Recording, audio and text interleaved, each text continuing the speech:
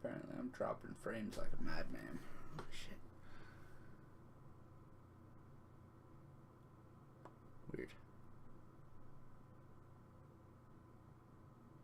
Anyhow. Lucius. Alright. I will have a map drawn up for you.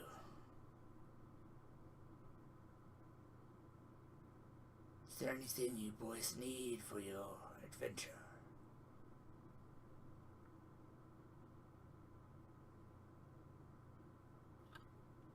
I'm not sure if the people of your realm fiddle with such things, though if you have an apothecary, I would appreciate a visit to them.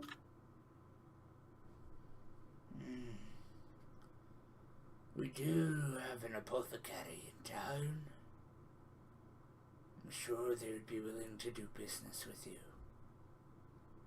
Excellent. That is all that I will need. He then looks to Maxwell.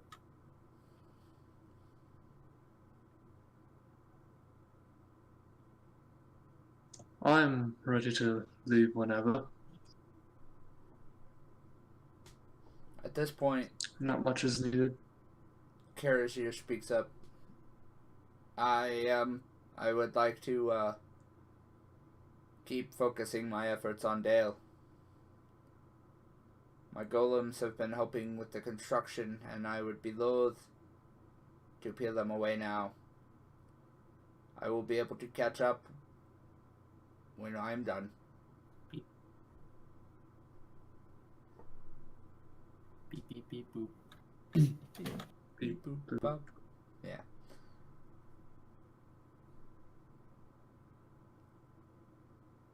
Robert nods to Karazir. That's fair and fine. You do that. We'll investigate this. Yes. One of us should stay behind anyways. Just in case something happens here. Then I will stay.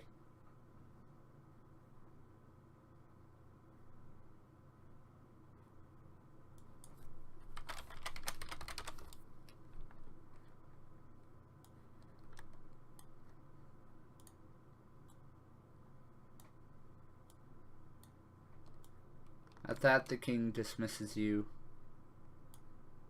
And you guys exit the hall to find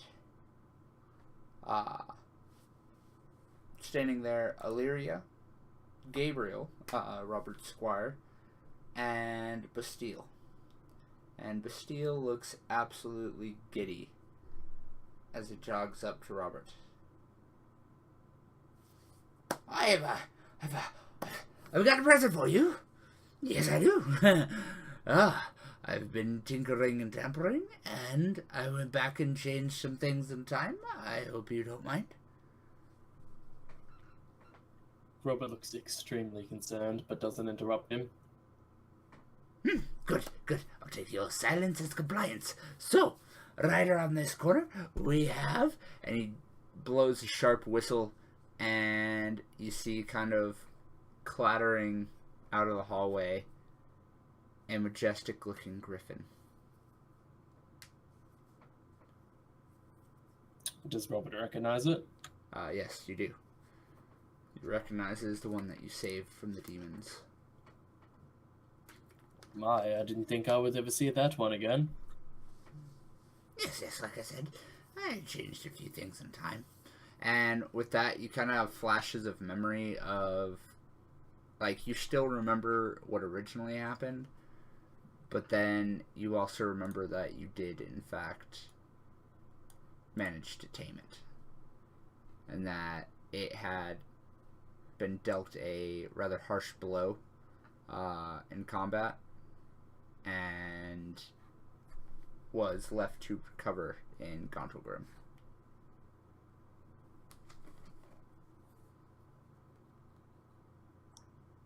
Made a friend then, Robert? Indeed I did. Robert strides towards the griffin and holds a hand out to it. Oh, good. Now I don't have to worry about you keeping up with me and with Elzran and I. kind of nuzzles your hand as he looks up at you, kind of nipping at your cheek a little bit.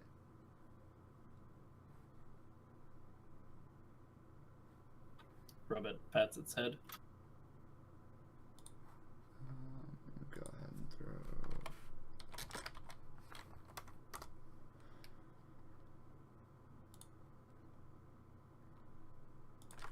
So, what are you gonna name him? Griffins are intelligent creatures, are they not? Relatively. Not enough for I mean, they're really not that intelligent. They're basically just as smart as an average animal. Like just a bit smarter because, you know, being a monstrosity, not just a beast. I sent you the stat card for it. I'll have it set up as a character sheet here by next week. Alright. Robert looks at the griffin. I shall name him Astreus.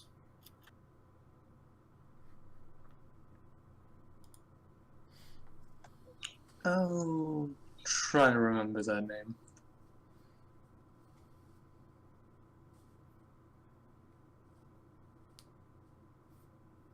Gabriel steps forward and kind of salutes you. Sir, are you going to be wanting me to come with you on this?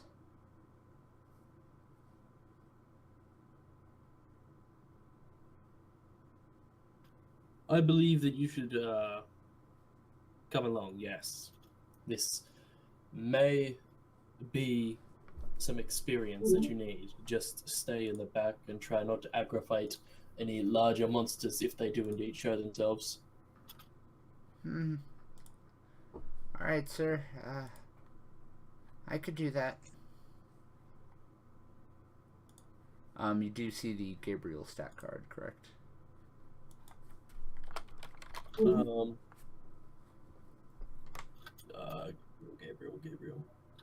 No, I do not. Should. Oh, yes. It's up at the top. Yeah. There it is.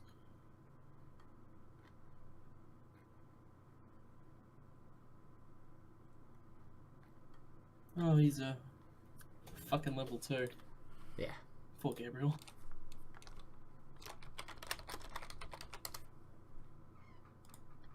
He's a human, right? Yep. Alright, I just fixed up his shoot.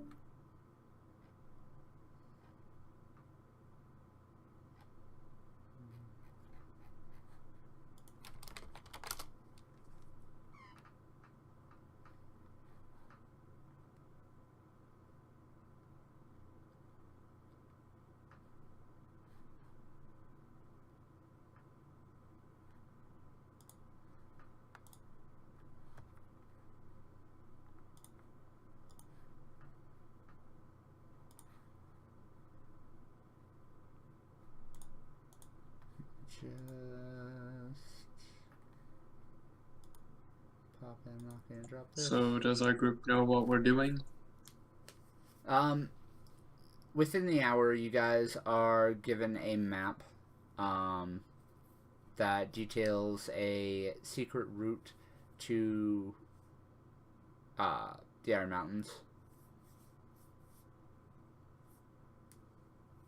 And the dwarf is accompanied by Duroc. Comes up and goes, "Alright, boys. You know the deal. Simple recon mission. Can't spare that many boys here, but they'll need to be rebuilt and making sure those things don't come back. So you'll basically be on your own. Any men you got, take them with if you can." It's just a simple recon mission. Should be easy enough for us to complete without much difficulty.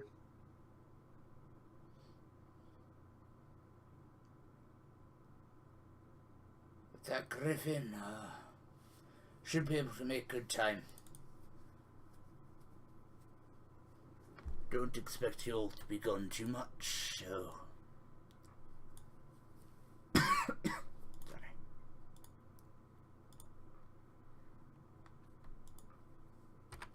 Has Elzran recuperated from the battle? Yeah, she has. Okay, cool. I don't need to ride Morty's Griffin with him then. What makes you think I'd let you ride a Strauss, bastard? I'd let you ride Elzran. You get no choice as to what Elizran does or doesn't do. She's her own woman. Truth. And I can't argue with her because she'll eat me.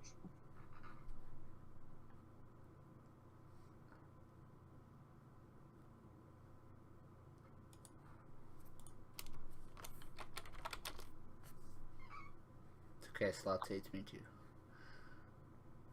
Is there any... Can you even fucking win that? Jesus Yeah. Christ. What is I your have ride? yet to win slots.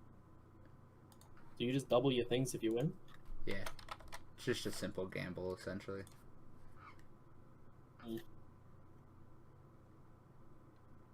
Touch me. Lose on roulette. Nope, 1. Nice. Anyways.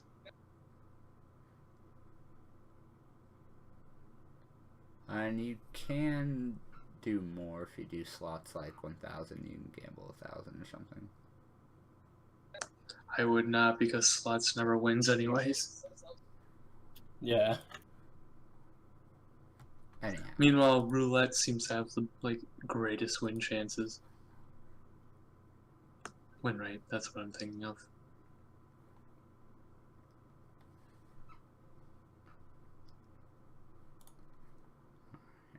Drag Morty to this smaller spot. Ah, I'm big.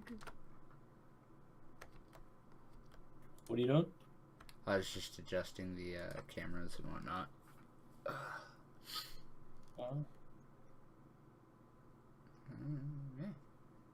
Yeah. Alright, so you need to visit the apothecary, correct? Correct. Alright, you travel through the kind of trade district of Erebor, and you've come upon the apothecary that you were informed about. As you enter, there's a rather busty-looking, red-haired dwarf maiden toiling away over a cauldron. She looks up at you. What can I do for you? I would like to purchase some potions of both healing and giant size, if you have them. Don't have many of the giant size, but I have a few healing potions. Well, coin is an issue. Just tell me the price. Let me just check my stock here.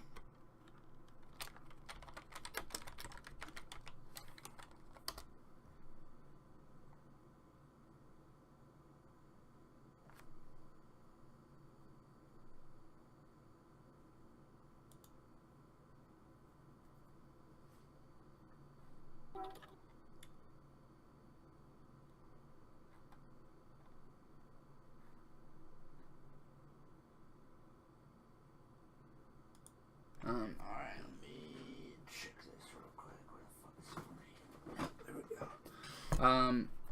She comes back with a kind of rack full of vials.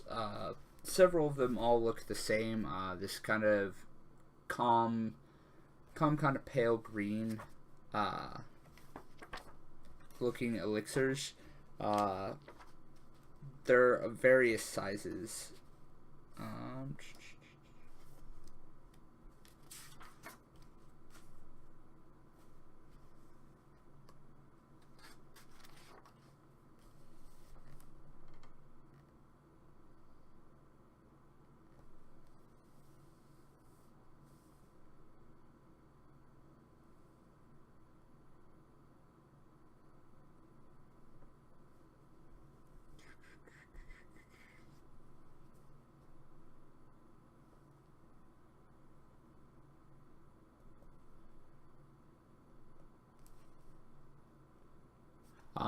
So as for potions,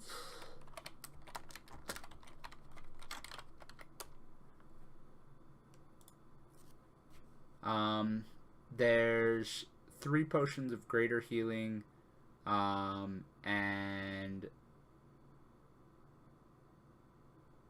1 potion of superior healing and 1 potion of supreme healing. She points to those 3 and goes, "Alright, so these all will be about 850 gold. And then this one here," and she pulls out, it's a rather small vial of dark brown, brackish kind of looking liquid.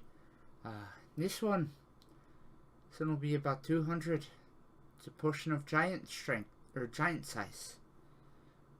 Very rare. I'll be able to give it to you. Guess you all will likely need it more than we will. What's the platinum to gold conversion? Is it 1 platinum is 10 or 1 platinum is 100?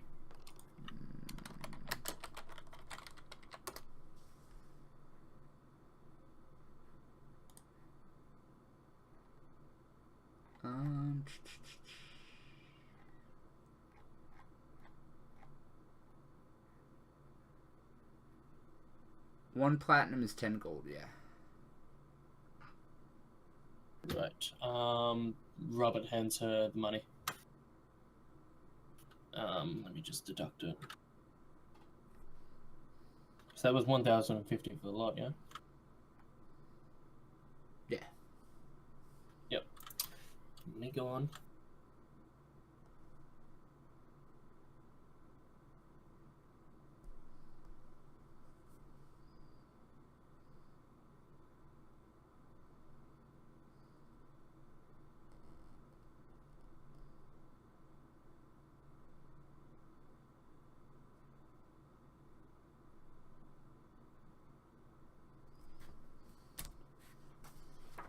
So you're paying for all of it? Yep. So that was 3 greater, 2 superior, 1 superior. 1 superior. And 1 supreme.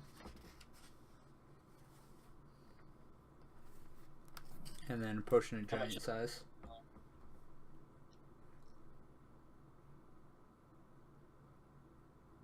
How much does Supreme do? Is it a full heal? Supreme is 10 die 4 1d plus 20. Yeah, 10d4. 10d4. Yeah. Superior is better than it. What? No. Superior is 8d4 plus 8. No, it's 8d8 plus 8, isn't it? No. Nope, 8d4. All of them are Okay. d4s. It's 2d4, 4d4, 8d4, and 10d4. Okay, fair enough. Done. And then the potion of giant size. When you drink this potion, you become huge for 24 hours if you are medium or smaller. Otherwise, the potion does nothing. For that duration, your strength becomes 25 if it isn't already higher, and your hit point maximum is doubled. In addition, your reach of your melee attacks increases by 5 feet. Everything you are carrying and wearing also increases in size for the duration. When rolling damage for weapons enlarged in this manner, roll 3 times the normal number of dice. For example, an enlarged longsword would deal 3 die 8 slashing damage instead of 1 die 8, or 3 die 10 instead of 1 die 10 when used with 2 hands. When the effect ends, any hit points you have above your hit point maximum become temporary hit points. This potion... Oh yeah, okay, that's just the description of it. Oh, fair enough.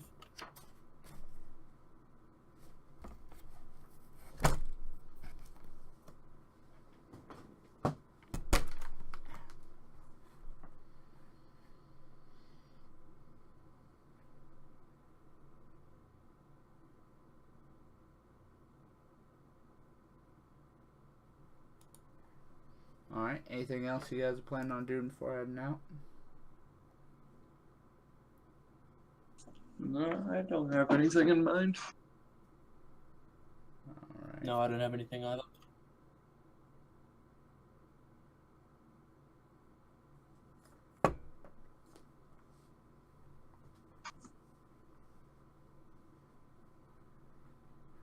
Alright.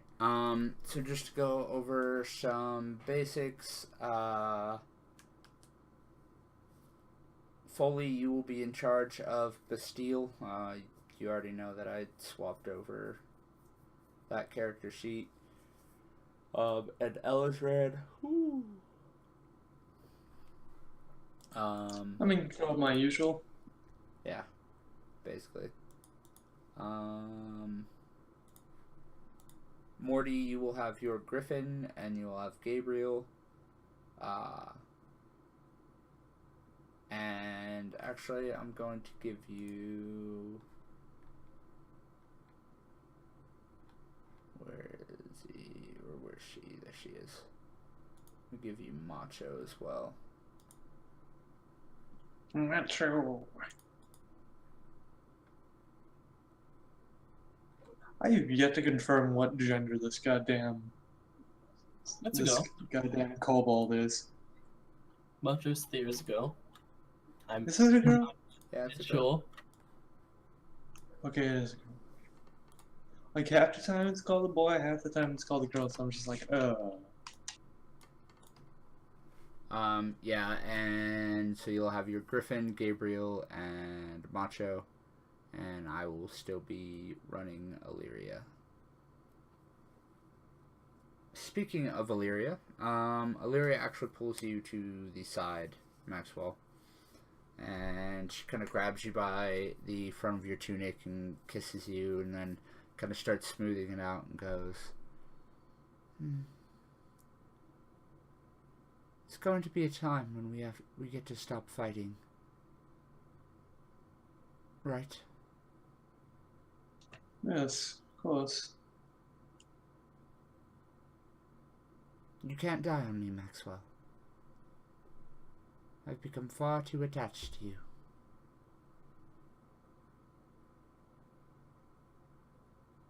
I have too many promises to keep to die anyways. It's good. I'll keep you busy then. Anyway, are there any poisons that you are going to need me to gather at any point?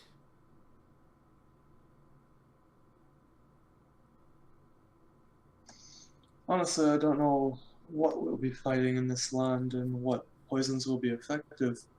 So, till we figure that out, I suppose not. Alright. Well, just let me know if you have any ideas for anything, and I'll see what I can do. Of course. I might Thank have you, to use Illyria.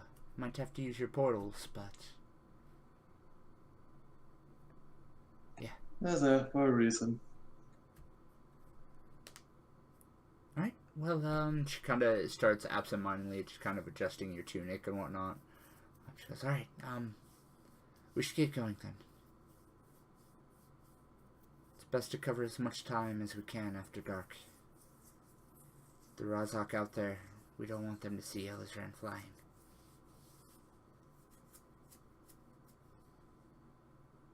Yes, that could end very badly for us.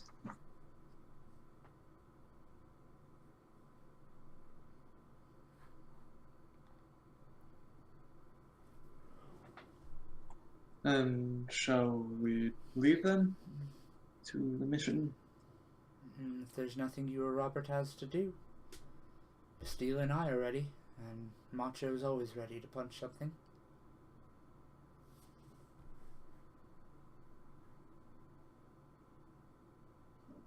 I have nothing just a moment. Shoulder pads. You have everything you need? Yes, I have everything I need. Right then, Good. shall we be off? Let's get flying. As you guys saddle up the Griffin and Elizran, are you donning Elizran's armor or no?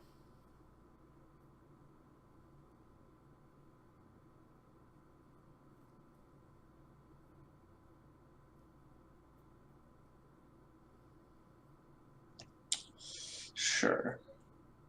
Yeah. Okay. Yeah. Never hurts to be prepared. Yeah. It's just generally when it comes down to that, it's a trade-off between armor and mobility. Oh. Okay. So basically it'll take longer to travel great distances because she won't be able to travel as fast, or, she'll get tired quicker. Would we be considering this a great distance?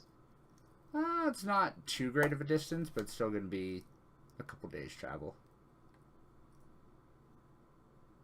I'll ask Elizran's opinion. Elizran, would you like to wear your armor for this mission? Yes, I think it's a good idea. I don't want to get caught off guard, but if you all are under time pressure, I understand if we shouldn't. I think we should. Well, you should wear it. This land has proven to be very dangerous. Alright, as you will.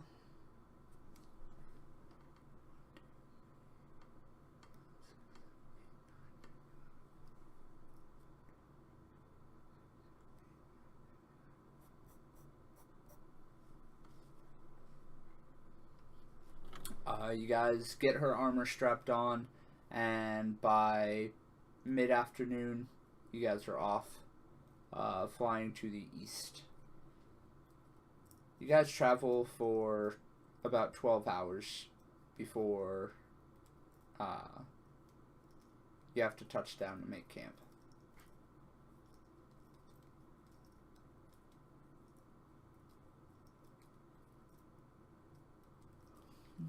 You guys kind of coast down into it's a rather wooded area, but it's tucked into some rocky hills, just off of what appears to be a major trade road that heads north and south.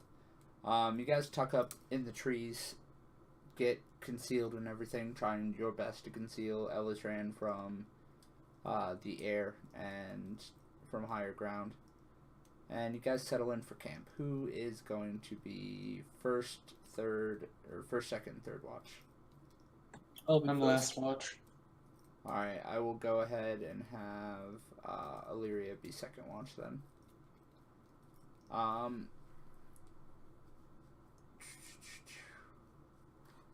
So, Robert, if I could have you roll me a perception.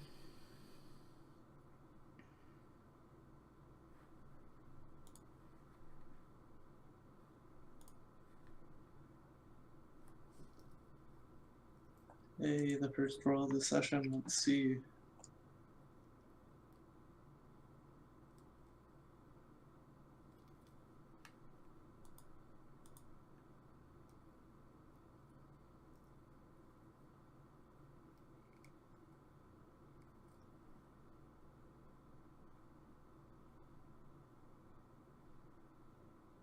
Is it lagging for you guys, or? I don't think so. Have you rolled yet, Marty? Oh, no. Oops. Silly Ozzy. Hold on. I am rolling a investigation, yes? Perception. Or perception. Close. 14. over the crackling of the fire, you don't hear anything. But you do see about halfway through the evening a large flock of birds seems to be unsettled a couple miles to the south, and starts flying directly north above you. But aside from that, there's nothing that you can see throughout your watch. I'm going to inform Illyria. Alright, I'll keep my eyes open for anything, yes? Good idea.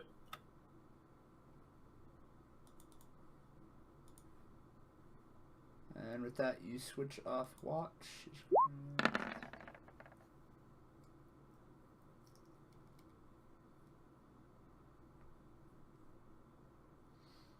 About halfway through her watch, Illyria slips off a little bit, and by the time she gets back, Maxwell, it is your turn to take watch. So she wakes you up and goes,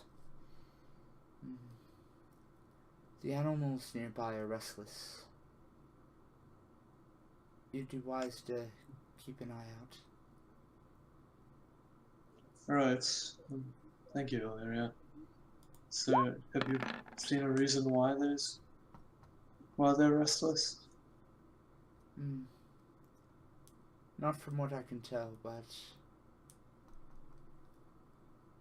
did allow for easy hunting, so there's some venison. If you would like to get it cooked up for breakfast. Thank you, Illyria. Of course. And with that, I give her a kiss and go on my watch. She kind of curls up Okay. next to you, laying her head on your thigh. She dozes off to sleep. One, fuck you, Morty. Want me to roll perception? And yes, roll me perception, please.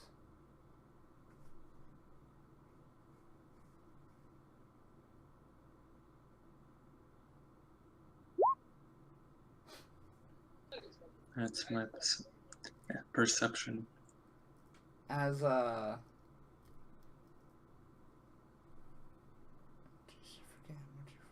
Jesus, yeah, that's right. As your watch goes on, you do notice the restless animals throughout the night, and it's not until close to the end that you hear the reason why. A deep, rhythmic, and echoing thum, thum, thum, thum. From what you can tell to be large footsteps, seems to be coming up the road from the south.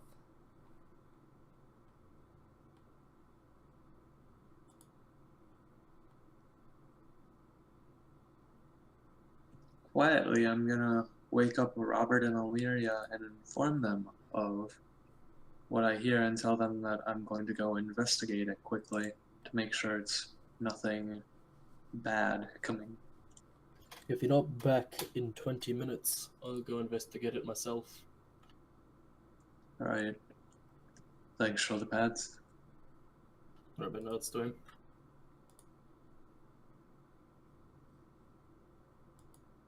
And with that, Maxwell tries to quietly slip into the forest to go investigate. Roll me a stealth with disadvantage.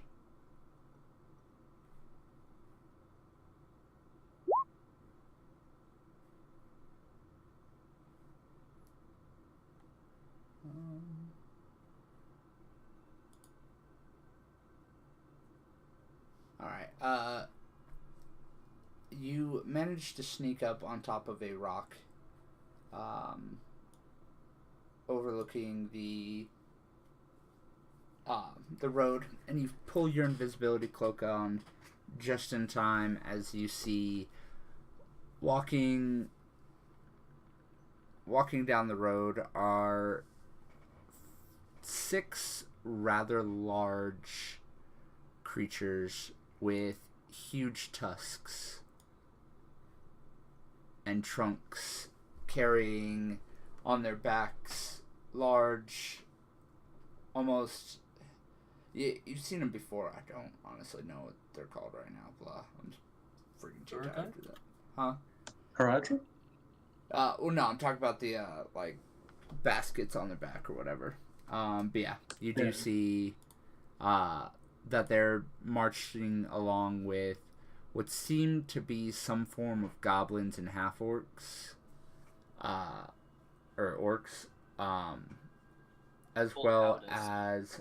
as fully kind of covered soldiers with long blades at their sides, some of them carrying bows and arrows.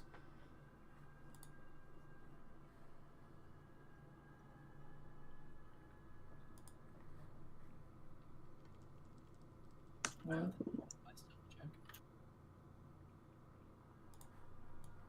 can I roll to figure out or try to understand what those giant creatures are? Yes, you can. What would I roll? Go ahead and roll me a insight. Actually, a history. Sorry.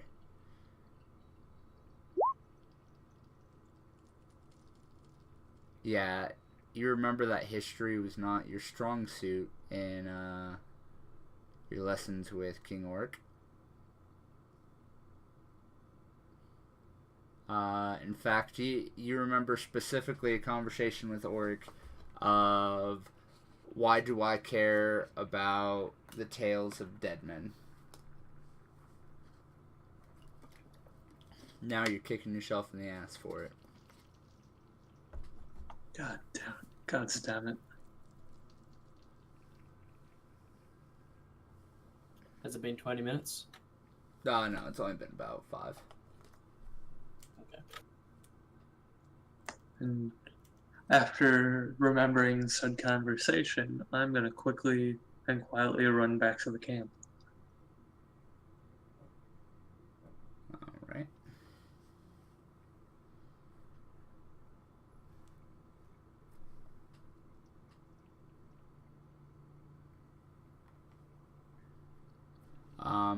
So Yeah, go ahead. Sorry. we have a problem, guys. There's like really large creatures with baskets on their back carrying men, and walking among them there's goblins, orcs, and did I see half orcs? Well, you couldn't really tell the difference. Like, they look like orcs, but at the same time, they don't look like orcs. Gotcha. And things that look like orcs but don't look like orcs, if that makes sense. But yes, we have a problem. Because they're heading straight towards us, and there's orcs and goblins. They're not friendly.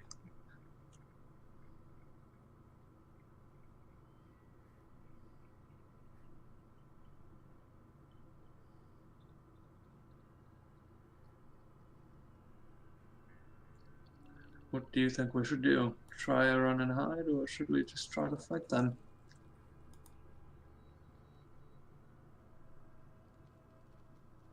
Are you talking Shoulder about pads.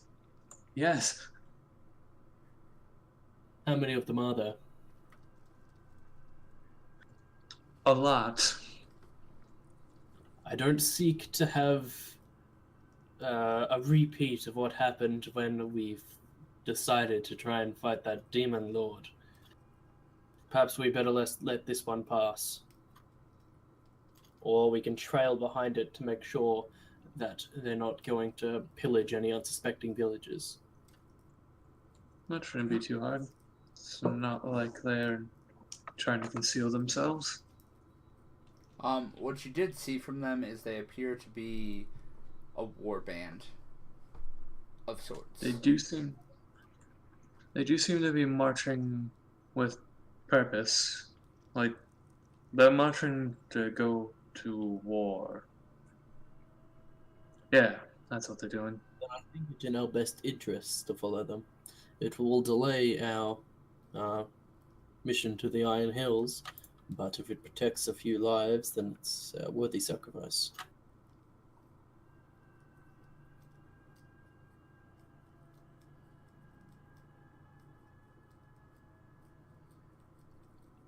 Hopefully they don't have any outriders. It would be rather bad for us to get spotted.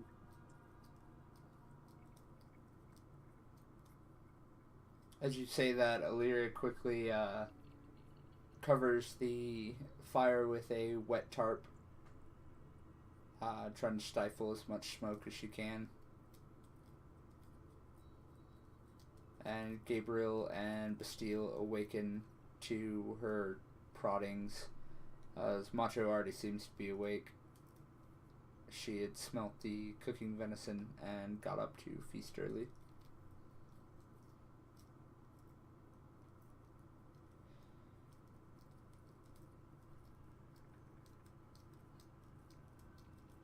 I'm gonna go wake up Elizran if she's not already awake. As you kind of poke into her mind, she lifts her head from underneath her wing and looks at you. Is it time to fight yet, Archon? No, not yet. We're just trailing some, well, a large group of enemies. And when I say large, I mean those things are big. Bigger than me. Are they bigger than her? Yes, they actually would be. Yeah. And there's a lot of them. I think there were like 6 or 7. Be worthy prey. Yes, they would if they weren't accompanied by a lot of orc and goblin and evil-looking men.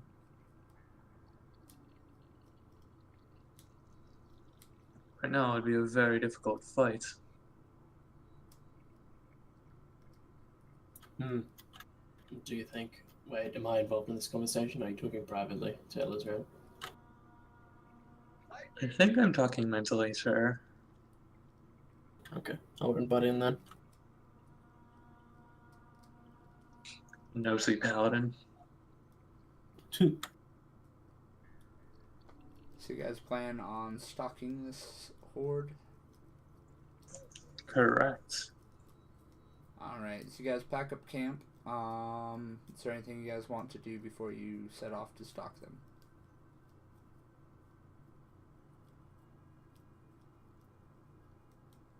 Are all traces of our camp removed?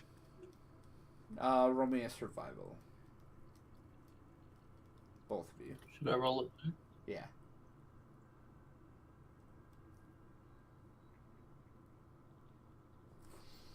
Yes, thanks to Robert's paranoia,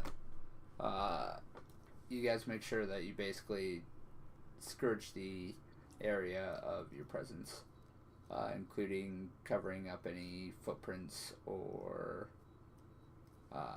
imprints of Elizran while she was sleeping.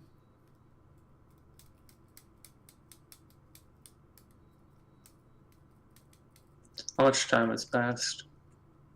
About half an hour. Alright.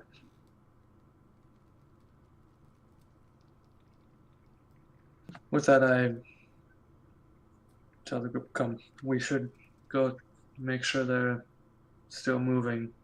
Hopefully they haven't stopped for anything. Just move quietly, alright? We don't want them to hear us or see us. Of course. And with that, I lead the group to where I saw the Mumakil and orcs. I mean, the big creatures. As you guys move forward, Robert, roll me stealth.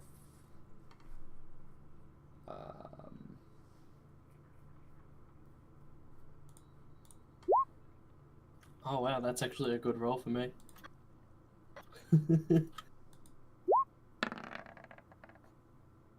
You know, I'm surprised you don't have like a negative in stealth, Robert. I believe I actually do. I meant to take a disadvantage with stealth because of my armor. Yeah. Oh. That is a good roll for you then. It is a good roll, yes. You guys manage to sneak up to the road as the tail end of the horde is kind of passing on. It seems like they are scouting the area around as they march, but fortunately they missed you guys.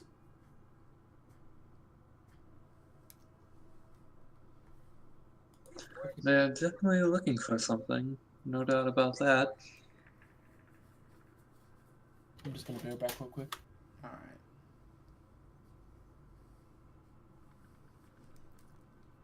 Elizran probes into your mind, Maxwell. Curious. What? This road What's leads curious? directly north and then varies to the east. I saw that while we were flying. Where does that lead? That leads to... To the Iron Hills, as far as I know. No. We need to stop them before they reach the Iron Hills. Perhaps. Or perhaps we wait until they get there. While they are dealing with the dwarves on one front, we can come in and smash through the back. It's not like a strong enough army to fight a dwarven army. I feel like these are just reinforcements. Or maybe a larger army.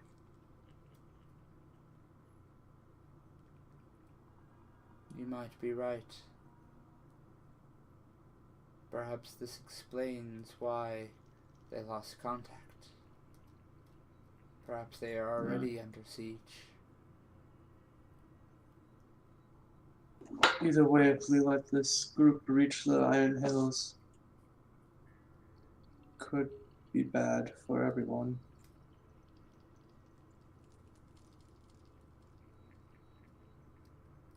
I follow even your if lead. we- If you say we wait, we wait. If you say we purge them in fire and blood, then I will feast on the flesh of these giant creatures. How many days out are we from the Iron Hills? About a day and a half.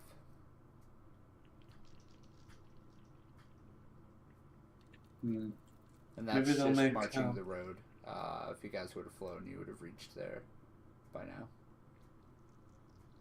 Gotcha. Or, well, not by now, but, you know, by the end of the day. Yeah.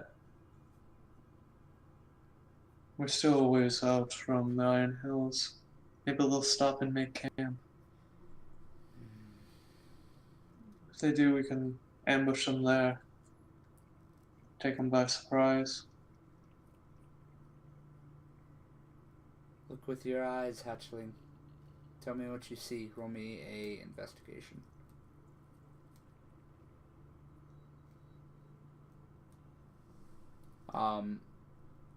Under kind of her guidance, she kind of guides you to what you should be looking at. You notice that the baskets on their back, the men within them seem to be resting. Shit. They're not gonna stop and make camp. Those baskets, the men they're gonna be switching out every so often to get rest. Exactly. Those creatures look strong and hardy, and honestly, if you look at all the scars that they have, these are not pets or favored mounts. These are creatures of burden. They ride them until they die, and then they ride them some more. We might need to ambush them now then. Hmm. Pick your time carefully. I will follow you into battle any time, my love.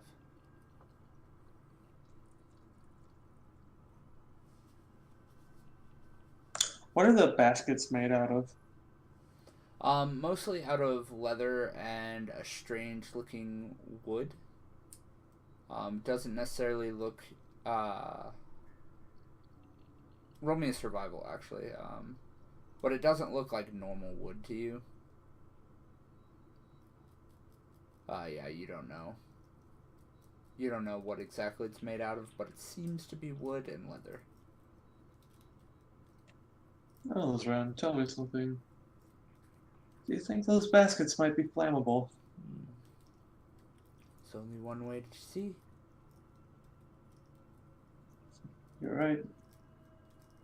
Okay, before I want to wait till Morty gets back before starting combat. Yeah, I am going to take a quick break real quick, grab myself a cup of coffee. So, wait for I'm you to gonna get go back. get juice. So, we will be right back, people. Yep.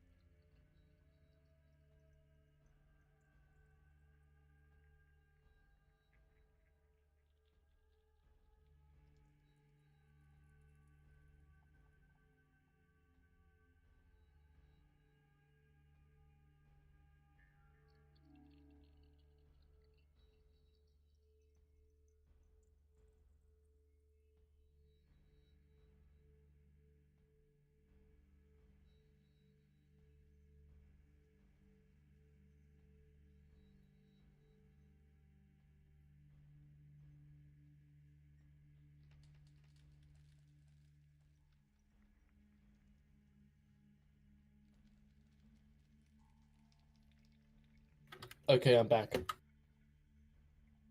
Welcome back.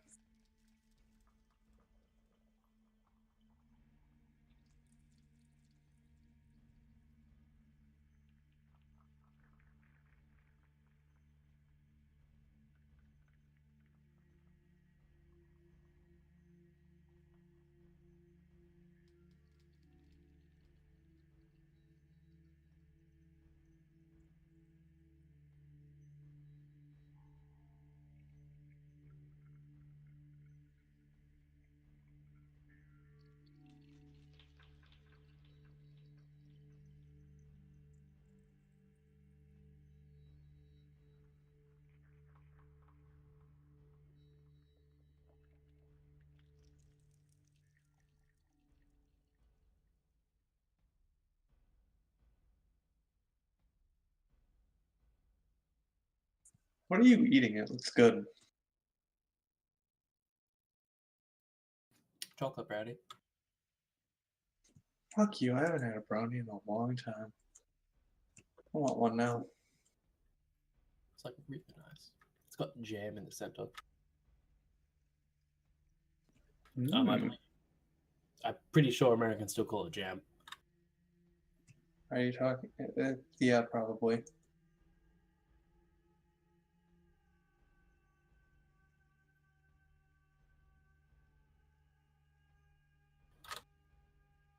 Oh, by the way, we're planning to fight these now.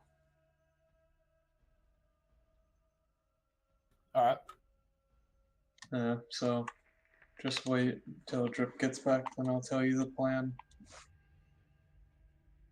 Till then, I'll be playing Skyrim.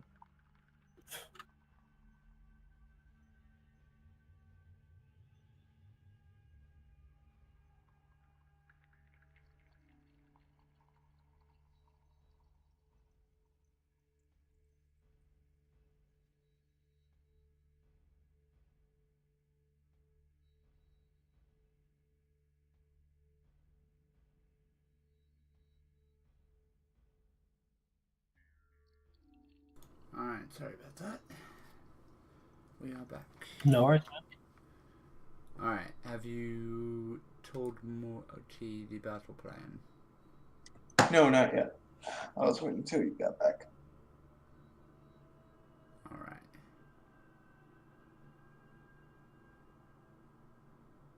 Aw, Foley's gonna find love.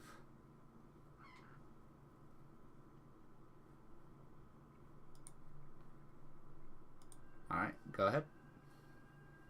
The floor is yours.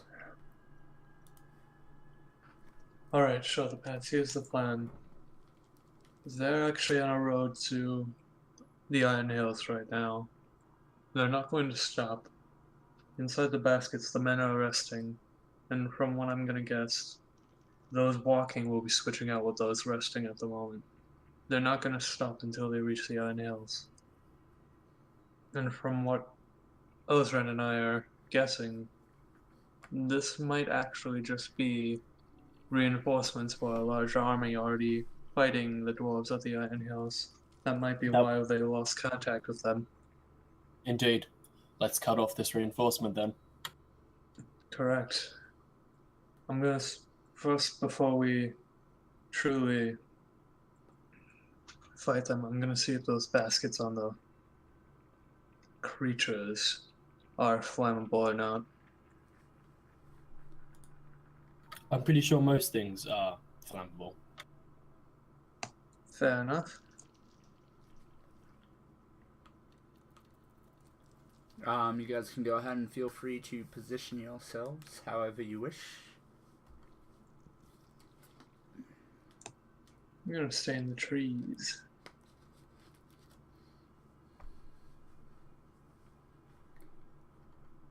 We're more in the back of the party at the moment, aren't we? Guys are, honestly, wherever you guys want. I assumed you guys would have been, like, kind of following along on the side. Yeah, in the middle will be fine. Where's Robert? Up top. Up top. Ish. Middle. Is that cinema? No, that is Is that- that's the token I was using for work. I'm using that for Bastille for now. Okay. Robert's going to make sure that Gabriel stays all the way fucking back over here.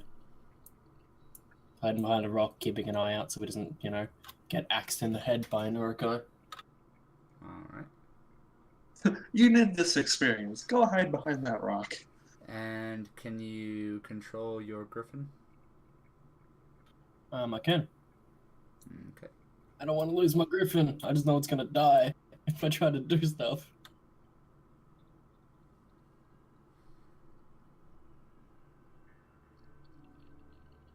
Alright. Who starts? Should I roll initiative? Each of you roll Are we initiative. rolling? Yes, and you guys do get a surprise attack. Cool. And your griffin has 91 health. It's a max roll for it, so. And I rolled a 4. That was actually a shit-ass initiative. Don't I have +6 mine? Yeah, that was only a 10. Yeah, well, that was the 2 for me. Oh, at least I'm not you. And roll for everybody else that you are in control of. Oh, can I? Roll for-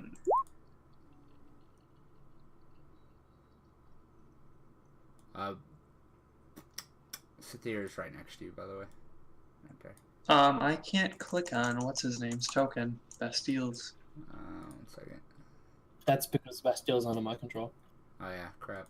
The fuck? Hold on, I gotta change it.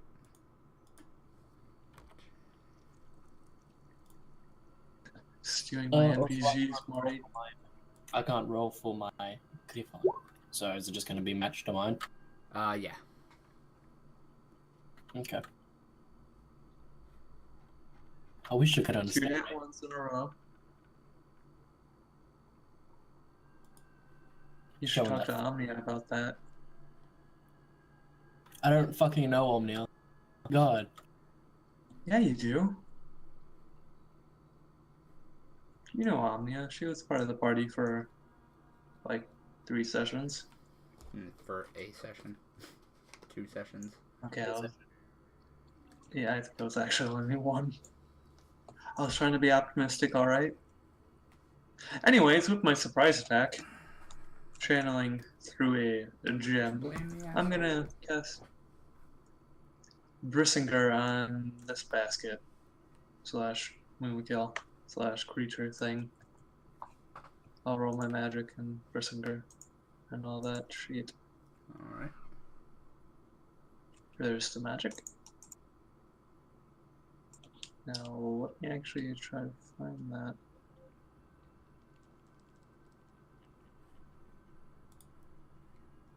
Oh, fuck is it? There it is. We should up that damage. Probably. I haven't really been checking with that, but Because it's like the first time I've used it in such a long time. yeah, I'll choose your magic roll for the damage then. Alright. Fail the deck save, so full on 51 points of damage. You said this one, correct? Yes. That one.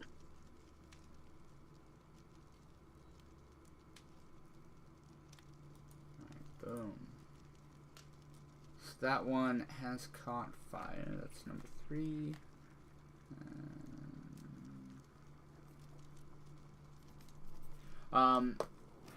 As you just mutter out, Prisoner, the saddle itself kind of ignites instantly as men start scrambling out of their sleep as the flames kind of lick at their feet. They dive out of the basket, many of them actually just smashing down onto the ground and dying as others are burnt to a crisp. The Mumakil rises up, trumpeting out as everybody kind of turns to try and figure out where that fire came from.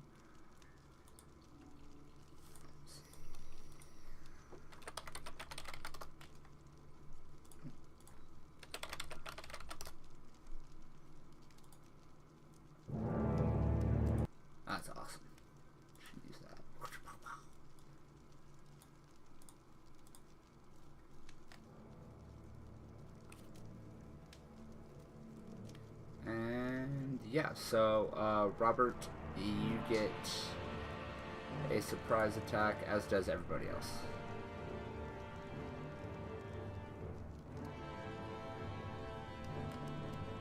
So I get to make an attack? Yeah. Everybody gets a surprise round. Robert is going to fly over this one, over the top of it, on his griffin. And then he's going to slap this one. That one, okay. And then he's going to slap his griffin's ass as he jumps off, so it flies off, and doesn't get self-killed. And draw Dawnbringer mid-flight, and he's going to try to stab the elephant right through the spine as he falls through the top of the howdah. That's what the basket's called. Howdah. Howdah. Hey, Trip. Yep. Want to do me a favor and pass me the Chronomancer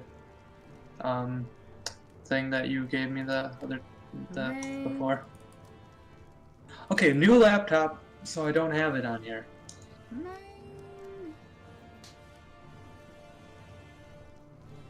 It's like the first time I actually get to use Bastille as well.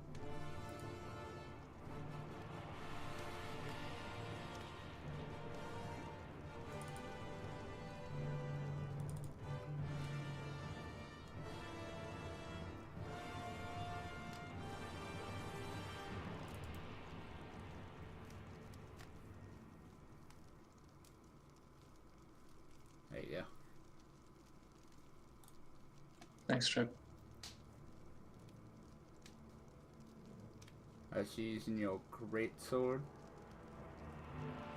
You do get advantage on that. Oh. Shit, I meant to use Dawnbringer.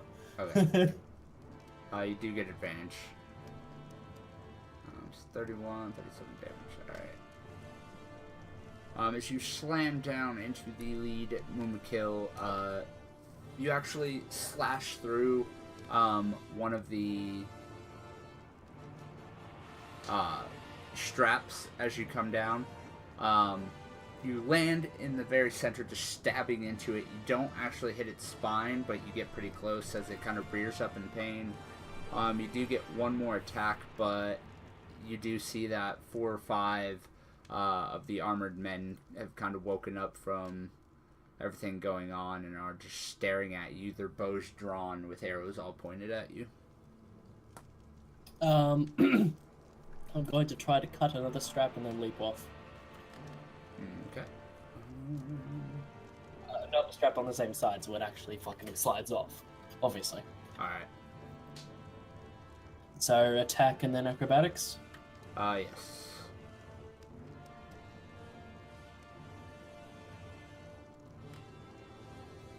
Damn, good rolls. Alright, so that's... Yay. 95 damage.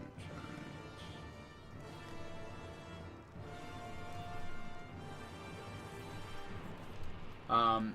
As you just slash through the other strap, you can see Dawnbringer carve through the flesh of the Mumakil below, and as it rears up the, what's it called, the howdah? Howdah, yes. Yeah, it starts to slide to the side. You launch yourself off as the archers all kind of struggle to keep their footing and to keep their grip.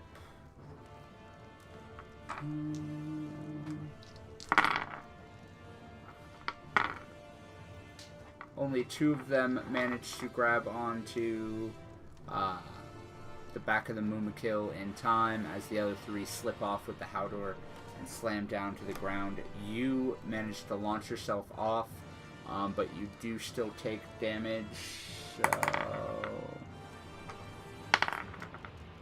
Take 18 points of fall damage as you land down. Actually, 18 halved, so 9 damage as you land on the ground and kind of tuck and roll. So you would be... No, that's the Griffin. You'd be right there about now. Okay. Macho, Bastille, and Ellis Rand all get attacks as well. Quickly typing up the damage and stuff for the spell, Gotcha. just so I don't have to do it later, you know?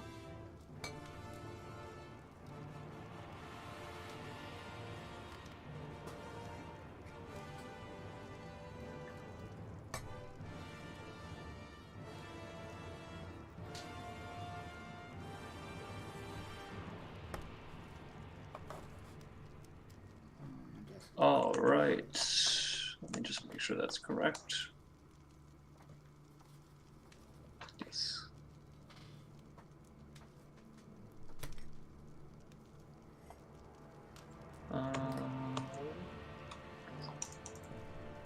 Let's see this one.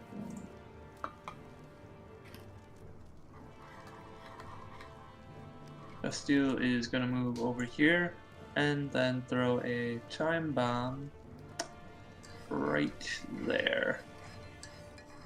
Alright. Where's this? There it is. Time bomb. I forgot the set. Hold on. Fail. There we go. Alright, so where are you Anyways. dropping it? Right here? Right there. Okay, so that's 1, 2, 3, 4. That's 20 feet. So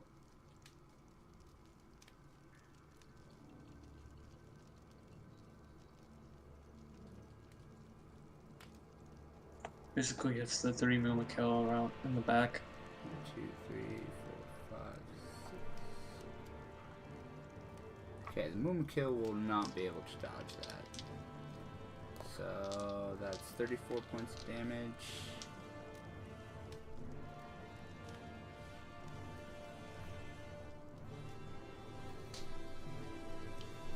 And then there's 2 goblins or 2 orcs. Both of them fail, so it's 34.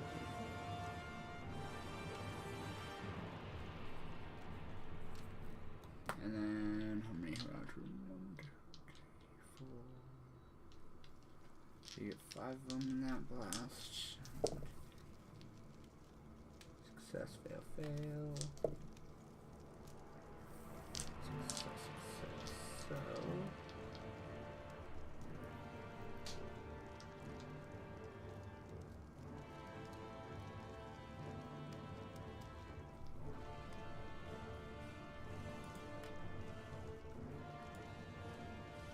said here, right? Said here. Okay. So you do get that guy. So 1, 2, 3, 4. Okay. So this is 5. Missing the front one then. Guys, the 8 ball says car 0 will show up.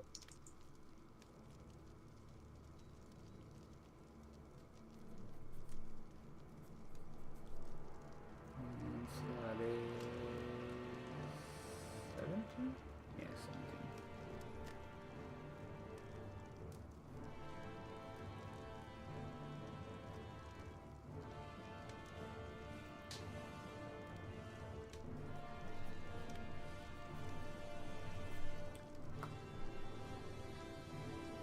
Alright, and last but not least, Elizran. Elizran's gonna pass over this Mumakil right here and breathe fire on it as she passes over. Okay. Which one you said number 2? Number 2. Yes. Okay. Let me just find 90 feet. Does not manage to dodge. So that is 33.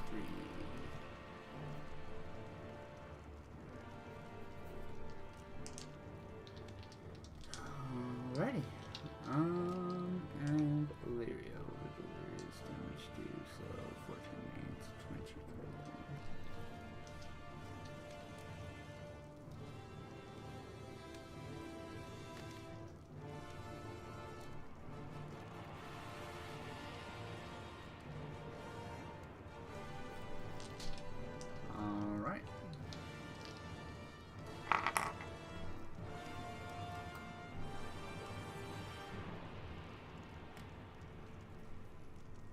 Alright, and with that, the combat has begun.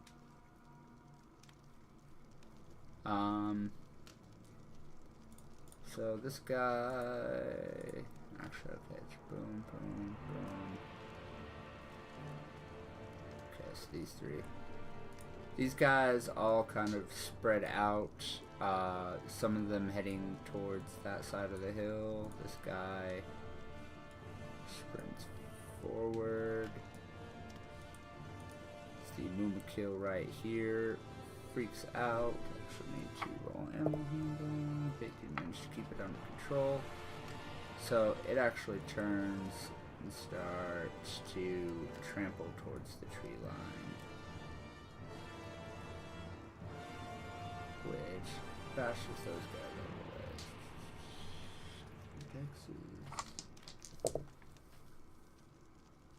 Alright.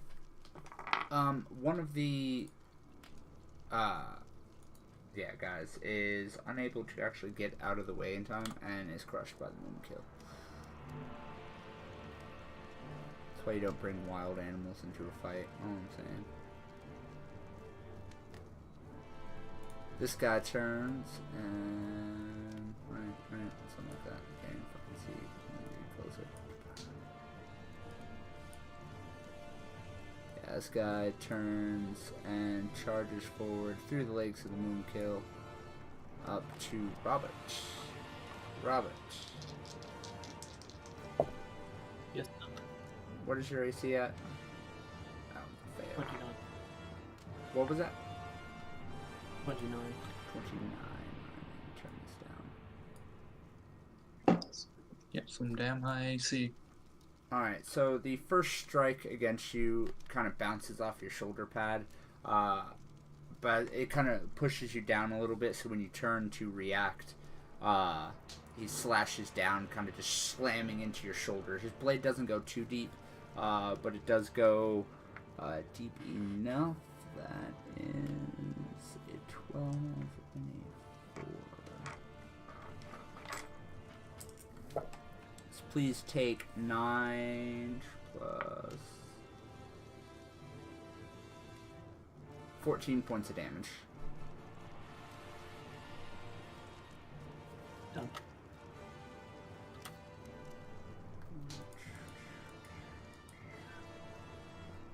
Where this guy at?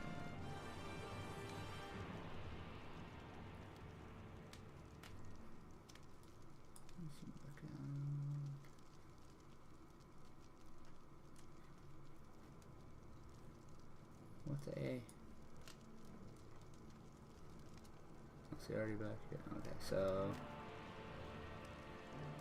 this guy comes up, positions himself there, roll perception. He does see.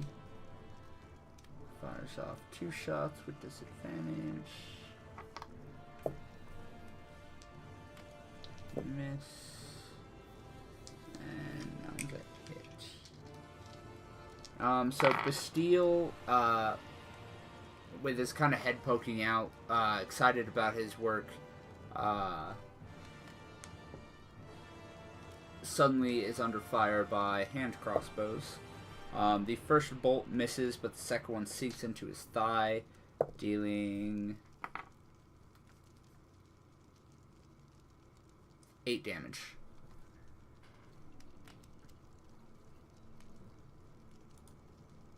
This guy turns and fires at Elizran.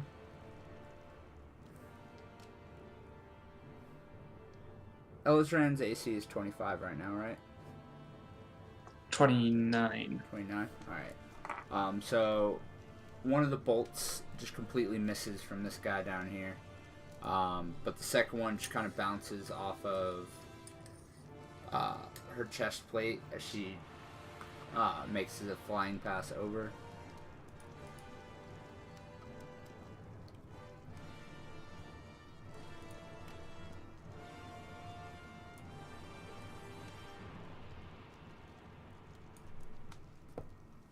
You guys see this guy move over and start climbing that Mumakil. And Maxwell, it is your turn once more.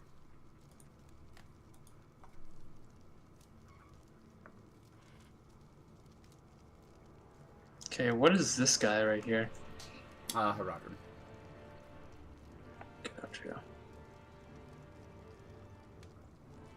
Okay, which one of them have bows that I can see? Like in this small group down here. They all have bows except for this guy and this guy.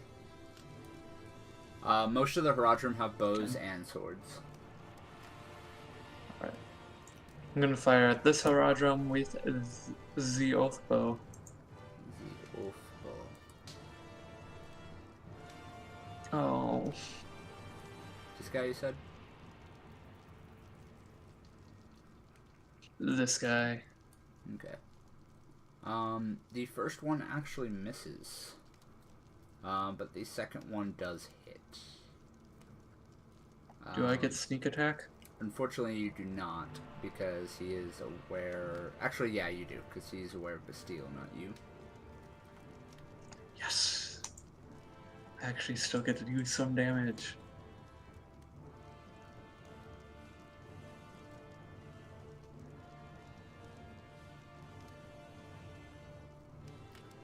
Okay, so that's 50 There. damage. Yep.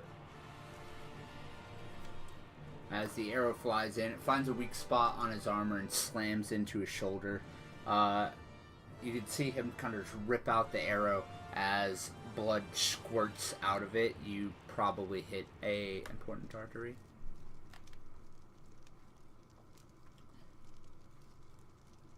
What's that? I'm gonna move closer to the edge of this rock over here. Alright. And then my turn.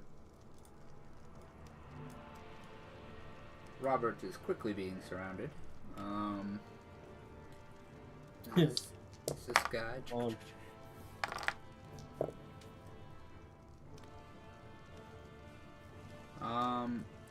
Both of the dude's attacks do miss. The first one just completely going wide. The second one bouncing off of your shield. And it's now Gabriel's turn.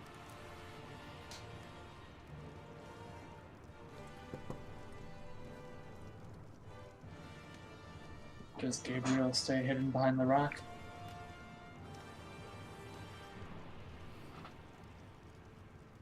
If Gabriel does, he must roll a stealth check.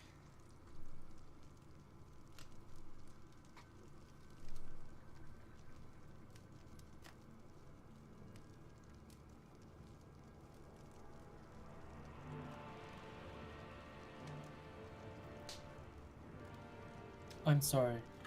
What was that about Gabriel? It's his turn. If he's staying hidden behind the rock, he must make a stealth check.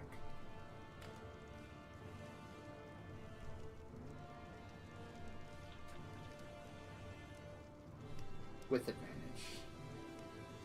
7.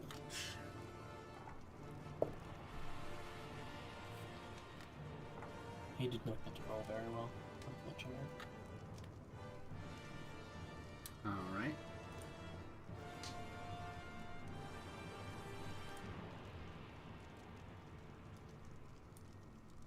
This guy sprints forward up to here and then actually makes 2 shots at Maxwell. Is within range. AC is 27. 27, okay.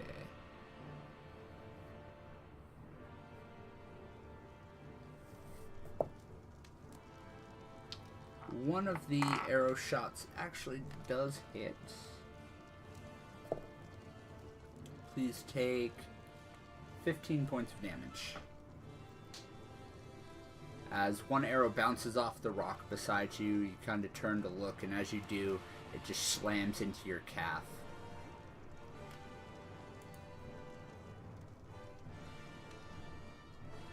Ow.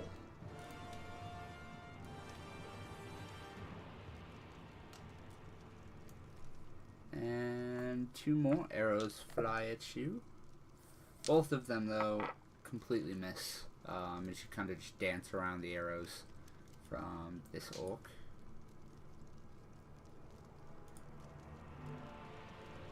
Alright, all 3 of these guys are going, so I'm just going to have them all kind of turn. two of them sprint forward at Robert.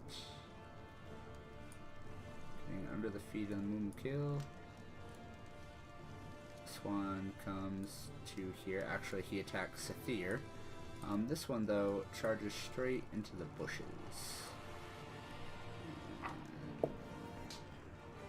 Rolls a nat 1, so does not find Mr. Gabriel. That's going to be 1 hit against Robert.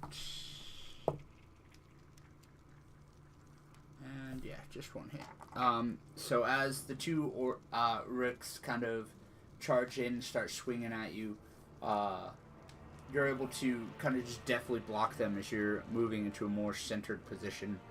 One of them branches off to attack Sathir and misses both times. And as you kind of look over to make sure Sathir is okay, one of the blades just slams into your calf. So that is 8 points of damage.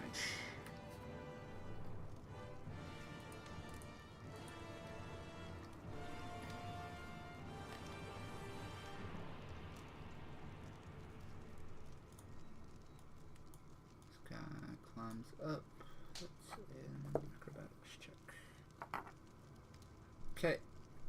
This guy at the bottom just climbed up the rock, but it took him quite a bit. So that was his turn.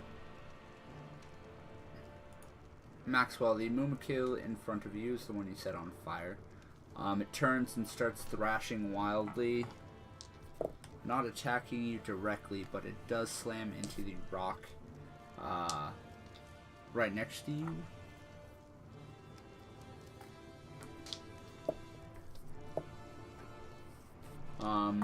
As the tusks slam into it, one of the tusks is shattered, but not before it breaks some of the rock loose beneath your feet. Please make me an acrobatics check.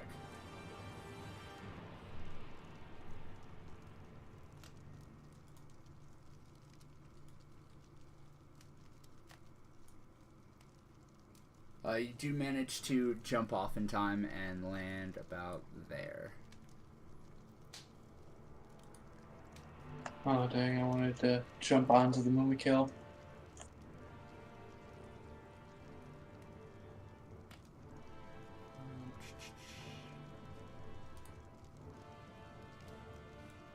This guy charges forward and actually flanks you. This guy attacks and hits you with 1 blow, dealing 4 6s. So that's 10.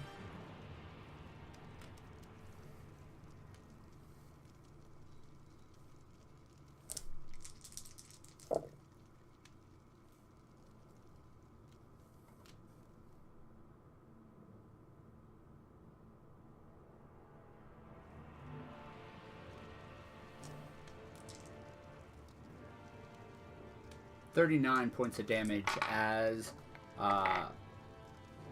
one of his blades just stabs into your side, and he kind of twists it, and you feel kind of your tendons just snapping a little bit in your side.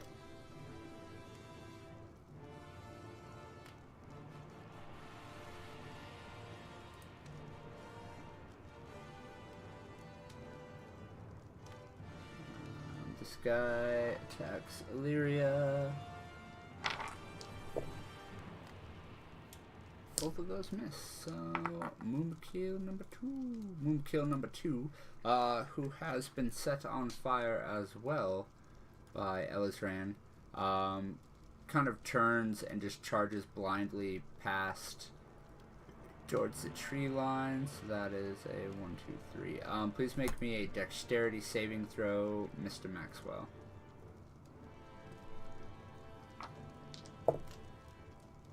Fail and fail.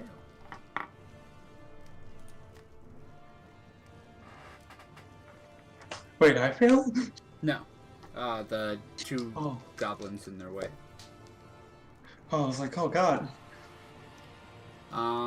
You do manage to get out of the way, so let me calculate the damage real quick. Damn it, I thought... Oh man, at level 18 I can no longer get flanked unless I'm incapacitated. But that's at level 18, not 17. Take 37 points of damage. Or 47 points of damage, sorry. Me? Yeah. Oh. You do manage to dodge. Actually, wait. Sorry, no. You're a rogue. Never mind. You dodge out of the way. Yeah. Duh. Stupid me. Sorry. It's been a while since I've dealt with you playing Maxwell. That's usually emo time. The front two orcs though are squashed completely. Bow.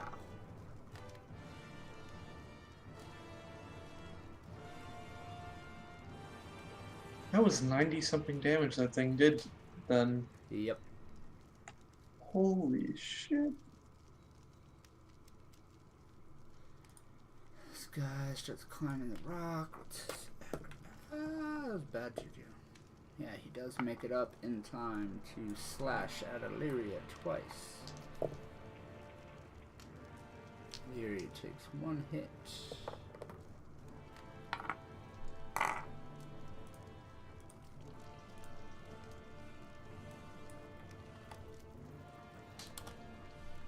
Alright, then she rebuttals.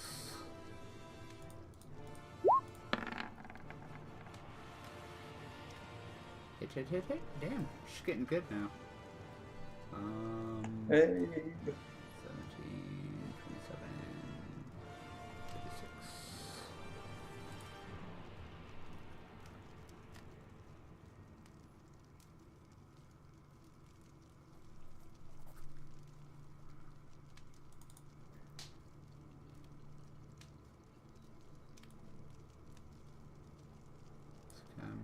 Up, it starts attacking Maxwell. Ooh, natty 20. So the first blow kind of flies over your head, but as you kind of duck under it, you come back up. He catches you with a short blade from his side, dealing 8, 11, 17 points of damage.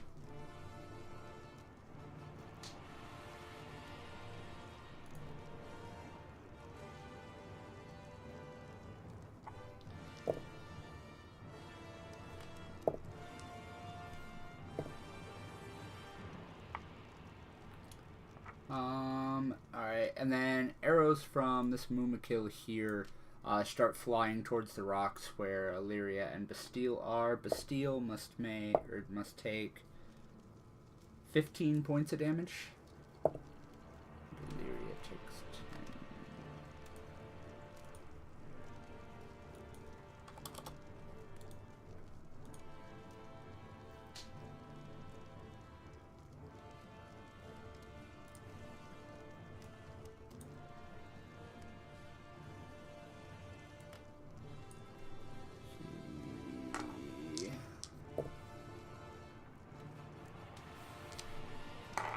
This Auric comes forward, snapping his whip at the Mumakil, and the Mumakil seems to calm down a bit as the hater kind of falls off in burnt wreckage, landing on the ground. These two Mumakil go together, so that's going to be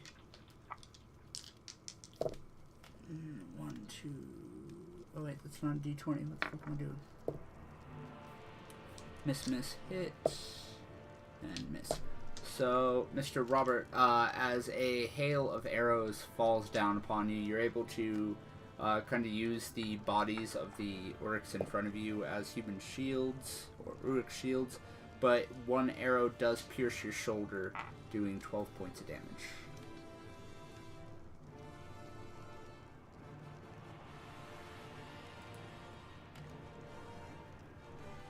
hand crossbow time. Both of those do hit Illyria, so...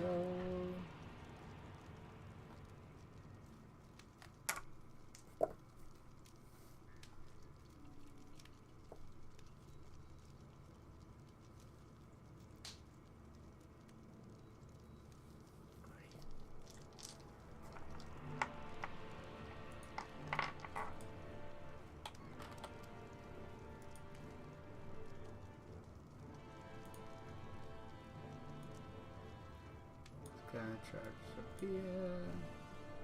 Sky charges up here. And shoots 2 off at Elizrain. Popping off. Both of them bounce off of her plate. And Robert, it is your turn once more.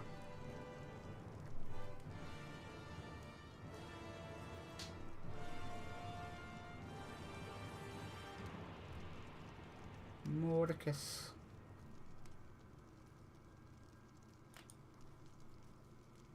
Morty. I think he died. I think so too. Yup, there it goes. Yep. Welcome back. Welcome back. I think. Maybe. Possibly.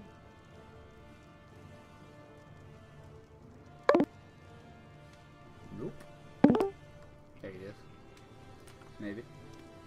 Maybe? We can't hear you if you're talking, Morty. Yeah.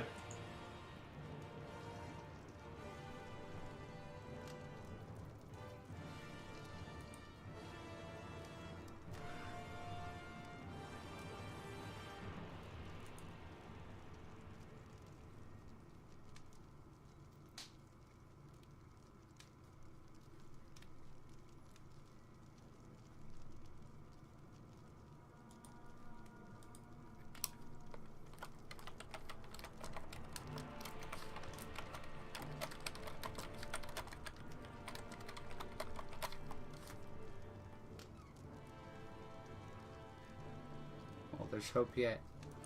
Yeah, Morty, we can't hear you if you're talking, bro.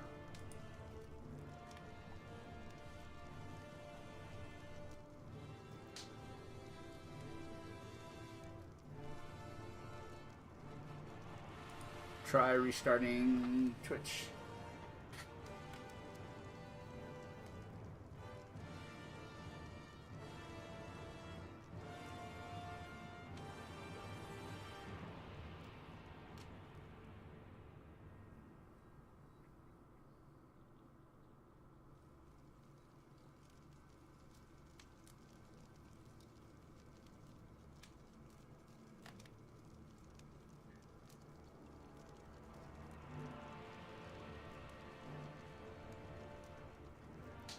Nope, still can't hear you.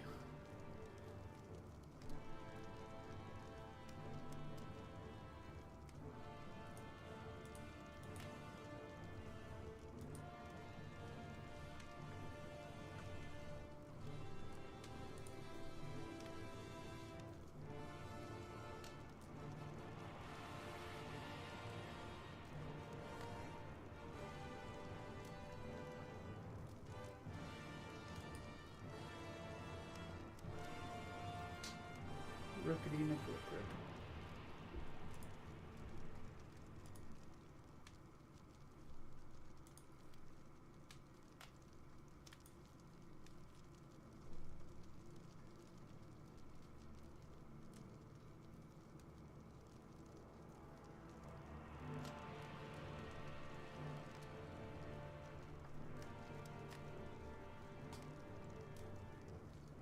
Hello? Oh, there we go. I had to disable and re-enable the microphone. There you go. Alright. I think that explains why this entire time you haven't been able to fucking hear me. Or why you haven't been responding anyway. Is this Uruk attacking anyone? Or is it just looking? He's looking. He rolled a nat 1 on his investigation, so. Oh, so he's blind as a bat. Alright. Robert is going to charge this Uruk. Sword out. And try to cut off its head. Pin it against this rock and then cut off its head. Okay, roll me a strength along with your shield and your short attack.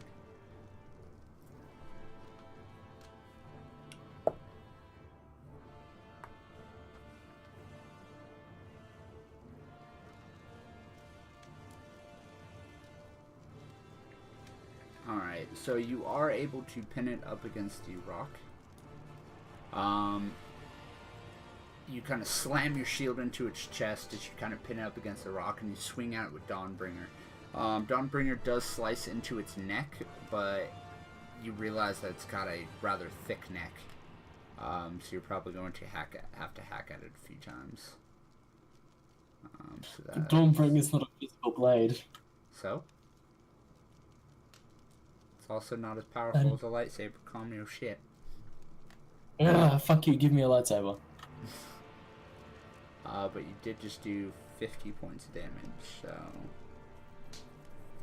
Right to the neck, too, so... Does roll its con save successfully, so... I mean, it should not take the extra Surely it's damage. not a fighting form just after getting its, like, throat cut. Goddamn, Oryx. Anyway, yep, alright. And then you get... Pretty sure it's the Yep. And you get flank. Gonna try to make that an intimidation roll as well. Not that I'm pretty sure Uruk-hai don't know fear, but you know, try. Nope. But you do get flanked, so that is a hit and a miss.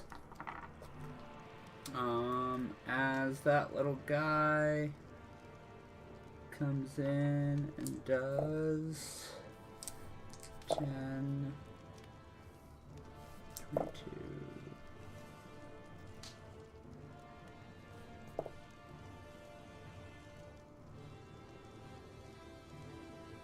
"36 points of damage as she just stabs into your calf, twisting the blade and then ripping it out. You can feel the blood kind of coating it. Huh? You stop attacking the fucking legs. I heard you talking about how you ripped Volley's fucking tendon open.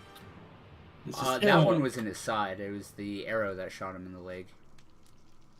So was it 35 points of damage? Yeah. Okay, damage taken. Is that a sneak attack? Yeah. Okay. This guy has... Fucking rogue orcs. Wow. Fires up at Bastille and hits Bastille once.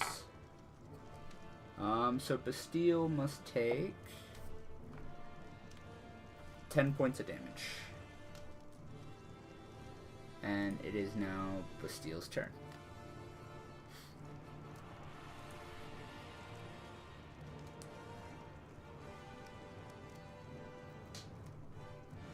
Oh, okay. That all is considered difficult terrain for him, by the way. Which is half movement, correct? Mm-hmm.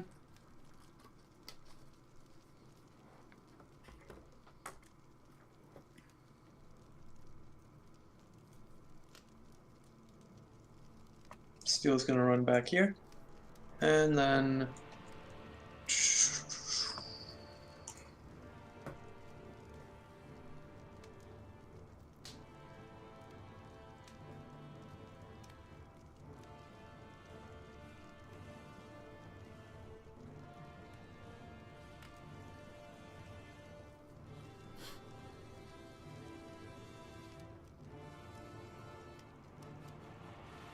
There we go.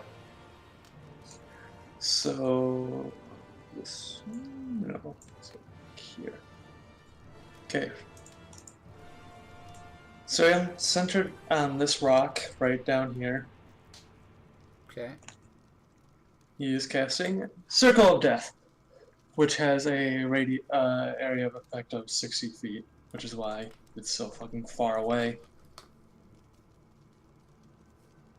Kinda don't want to kill everyone else.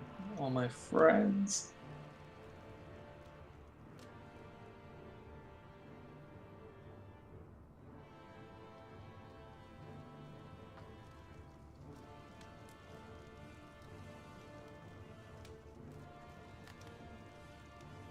Yeah, alright.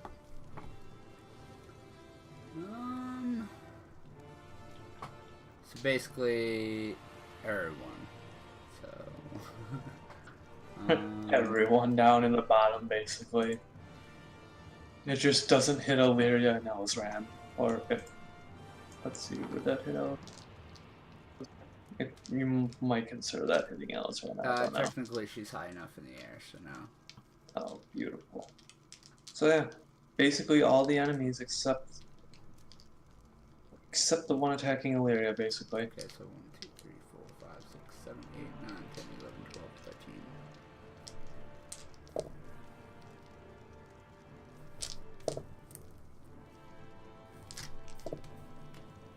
13. Such a beautiful spell. I only wish it did more damage. Could have cranked it out at a higher level. Honestly, I don't know what level Bastille is supposed to be at, so I don't know what's... Okay, that helps. Now I know what spell circles he'll have. That's all of them, finally, if he's a level 17 wizard. He's a level 17 cleric, thank you very much. He's a cleric? Well, that's what their cast is chronomancers are based off of. basically, yeah, clerics. Oh, okay. So yeah. I thought chronomancy was just the advanced form of divination. No. Okay, I guess, Look, yeah, he has a 9th circle. And actually, save DC is 22.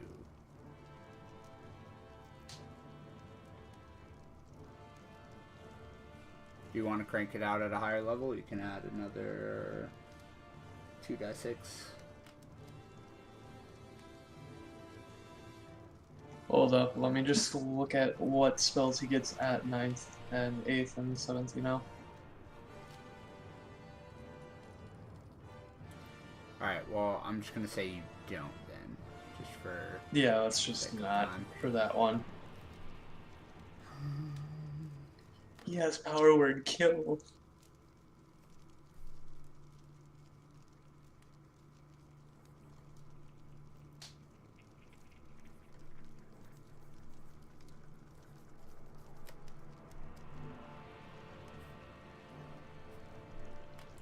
That guy... No, this guy is dead.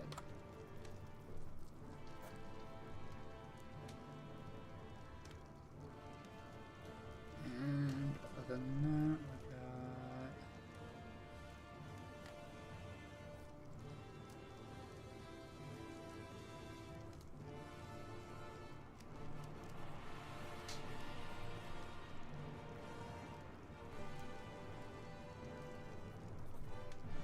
And for Ellisrand's turn, she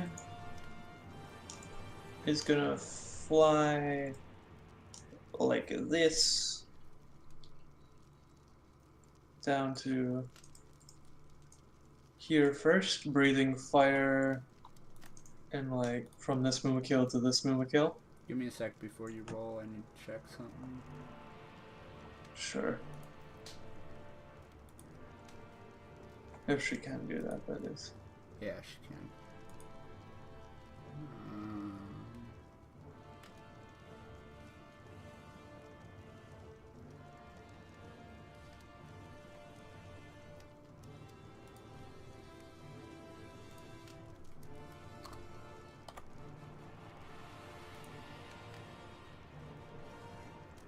Okay, go for it.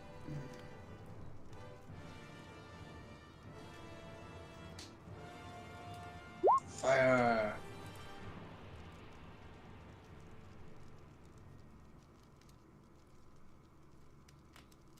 Weird. That was the wrong one. Fire! And then she's gonna land over here behind the Haradrim, attacking Illyria. So this guy dies, this guy dies. All three of those are caught ablaze. So that's 43.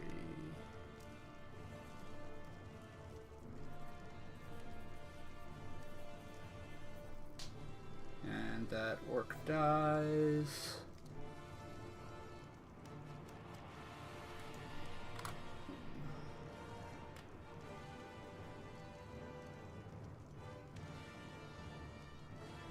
Alright.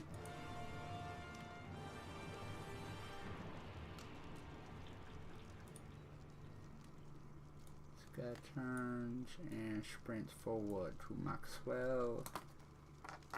Making 2 attacks. Natty 20.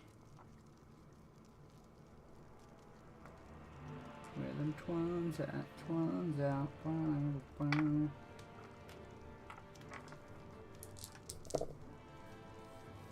Please take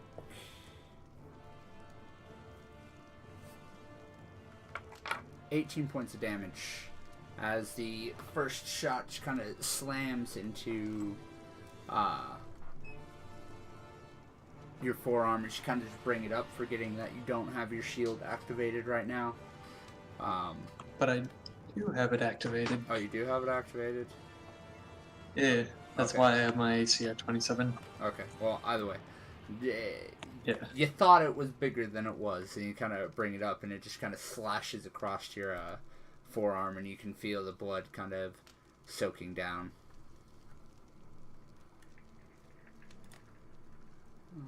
This guy scrambles up the rock here. And doesn't get up all the way, so... Mumakil fails the con save. So that is...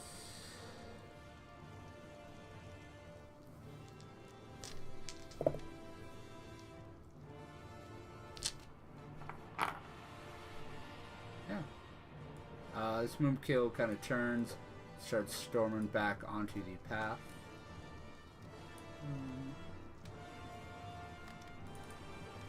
Uruk time. Slips in behind Robert and attacks Shathir.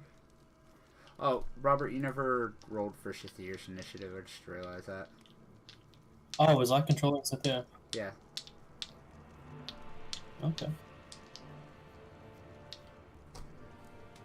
I need to click on her. Where is she? Really tiny, right there.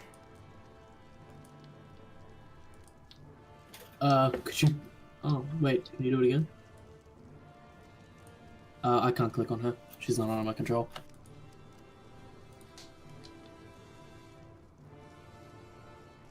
Hold up.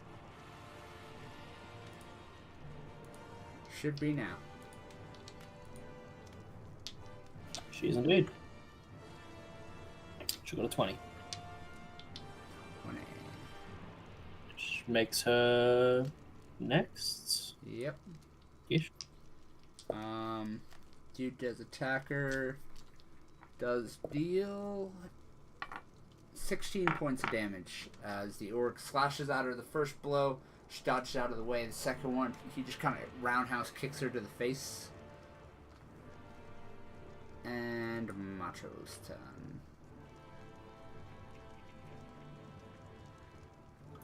She makes some snappy comment about getting kicked in the face, and now she's going to reciprocate in kind, and then she's going to leap onto the back of the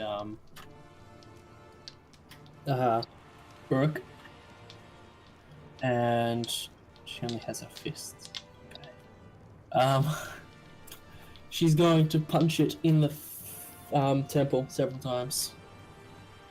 Alright.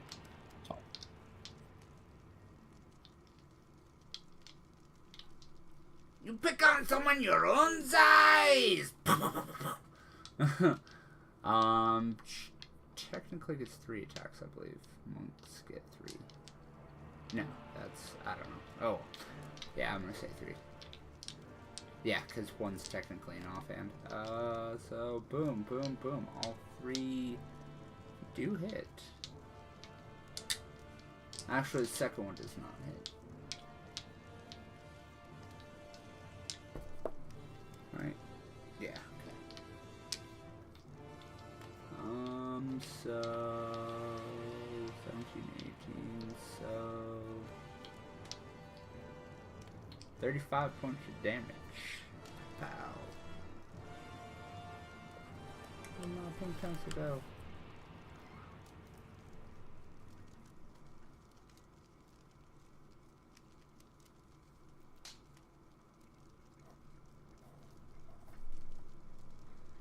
And with that, 2 archers down there attacking Illyria. Only one of them hits. And Maxwell, it's your turn. My turn? Yeah. Alright. I'm gonna disengage and run into the forest. Okay.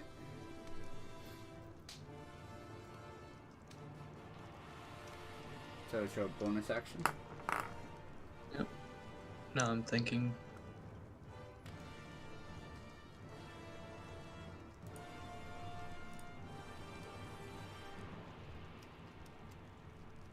Just gonna move right there-ish and then chug a potion of healing. It will be a superior. Alright. So you'd be using your action for that. Yep. And that's your turn. Robert, please roll me a strength check. Or, athletics, sorry. To keep that grapple.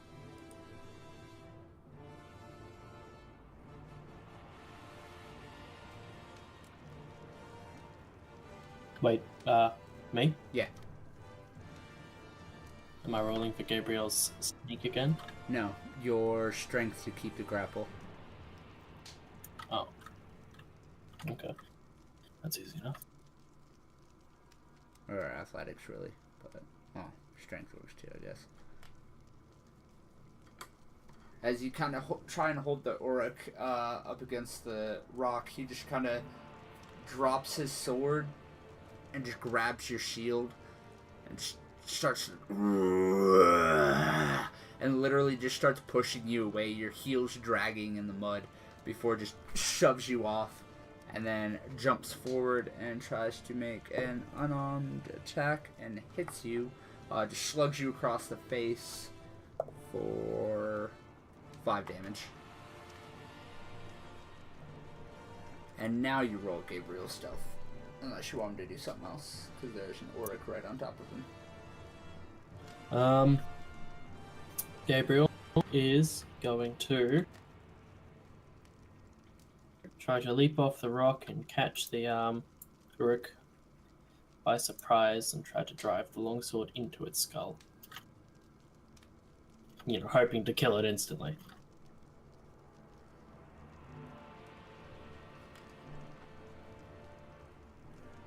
Oh, that's right. He's level 2. He doesn't really have a very high to hit bonus, does he? Nope. As the longsword kind of just clatters against the shoulder plate, do roll a strength check for him.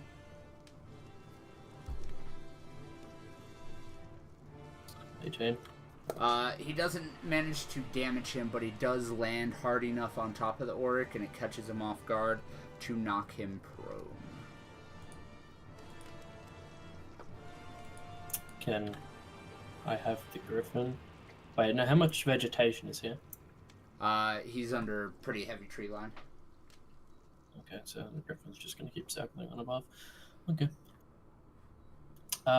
Gabriel's going to try to run off while it's prone. Hide again. Hit and run tactics. Alright. Man, he's like Maxwell. Hit and run.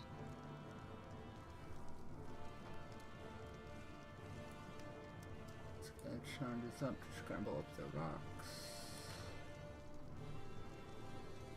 Uruk boy.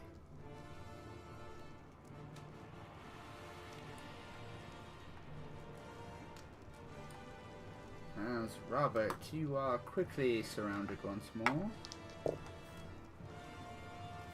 Neither of those hits. This guy pulls himself up and starts looking around. Did not see where he went. Starts kind of wandering this way. This guy attacks Sathir, actually gets a natty 20, and that's okay. So Sathir will take 8.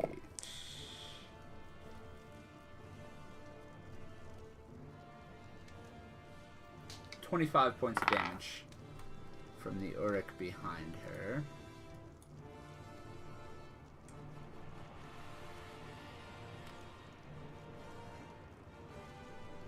This guy comes up and attacks Elizran.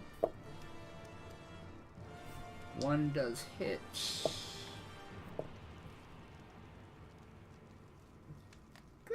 It's in my pants. Elizran needs to take 16 points of damage.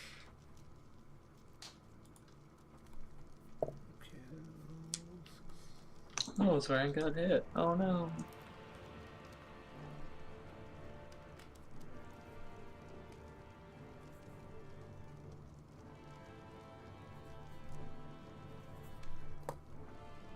As this Mumakil begins to slowly burn to a crisp, he thrashes wildly and actually kills that orc dead.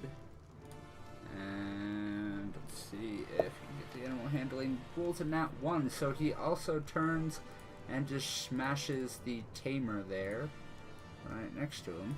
So boom, he's gone.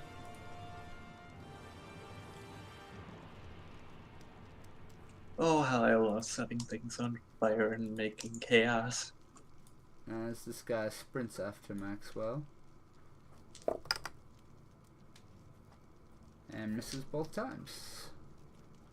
This Mumakil, though, right above Maxwell, does turn and start slamming down onto the ground. So. Ooh. Sorry, Maxwell. So it's a nat 20 and a 17, which hits, right? Yeah. So for the natty 20, or for the 17 that hits, please take 22 points of damage, and then for the crit, you need to take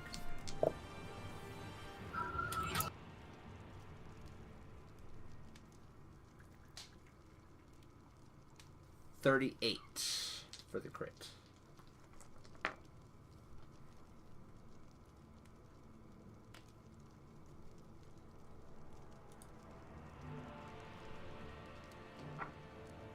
This guy goes blows with Illyria. Miss. Was almost a natty 20.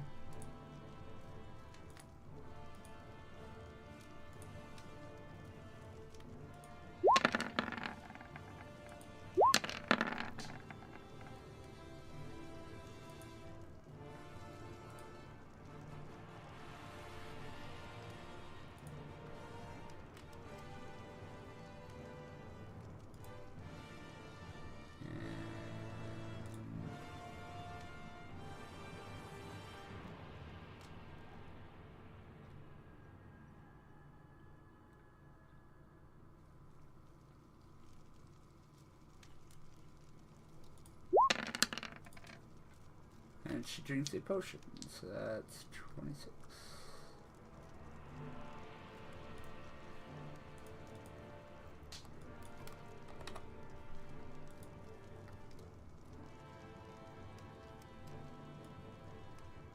Illyria is faring much better in this fight than Maxwell. Yep.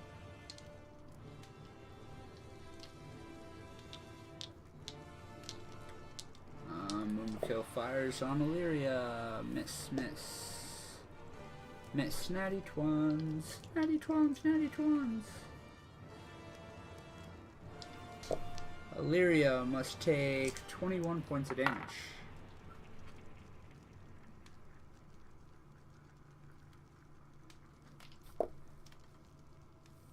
Natty 20 against Robert. And 2 18s. So that is... Robert, as arrows hail down upon you, this time you're not able to use the Uryx as cover. So that is 13 points of damage for the Natty 1. Actually, sorry, not 13. 18. And then for the other two... 29.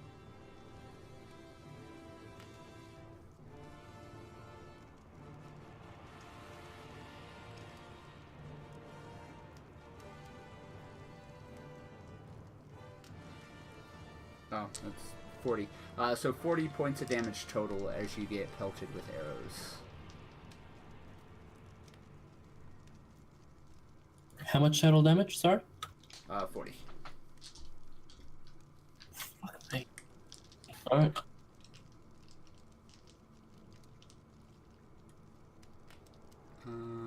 That guy...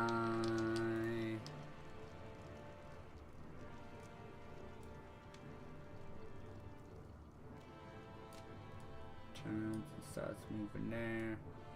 And moving there.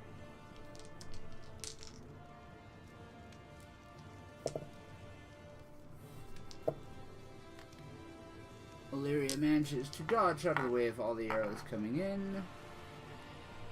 Except that. Okay, does hit her once.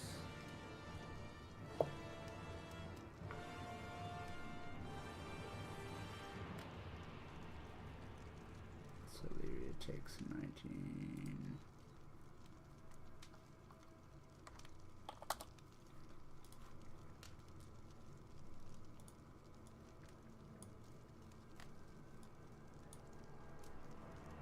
And Robert, it is your turn now. Excellent.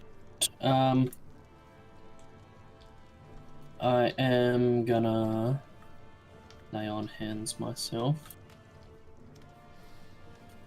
Or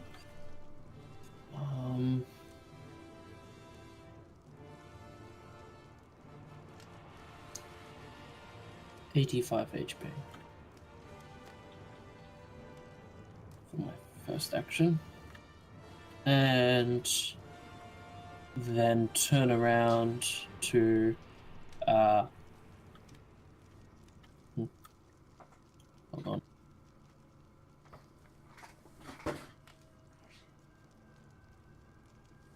Just a moment.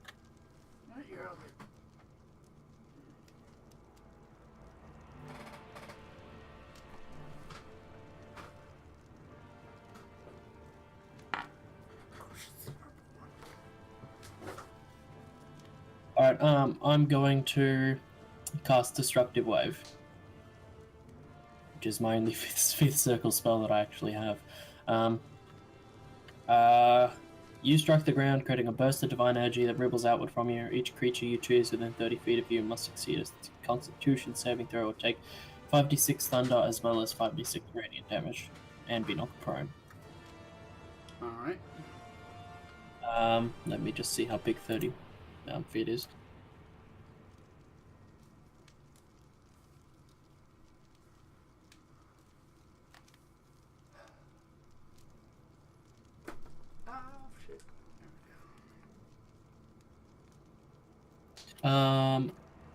What's this? The red thing. It's a Herodrum. So it's not on our side? No, it's not on your side. Okay. Yeah, I'm just going to cast it on everything. Obviously not the Griffin because it's in the air. Yeah. Just go ahead and roll the damage, and I'll roll those saves here in a second as soon as I find my d20.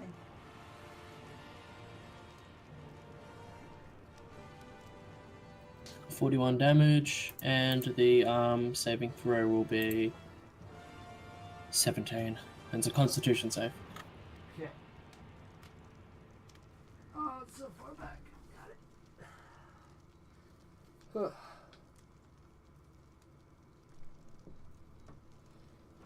Alright. So, how far is it hitting? You're not wanting to hit Sphere either, right? Yeah, not Sphere either. Okay, so It's going to hit 4, the. 5, 6, 7, 8, It's 9. Yes. 1, 2, 3, 4, 5, 6, 7, 8, 9, 10. 10? Okay. Because I'm gonna also get to hit the other Mumakil. Is in the range.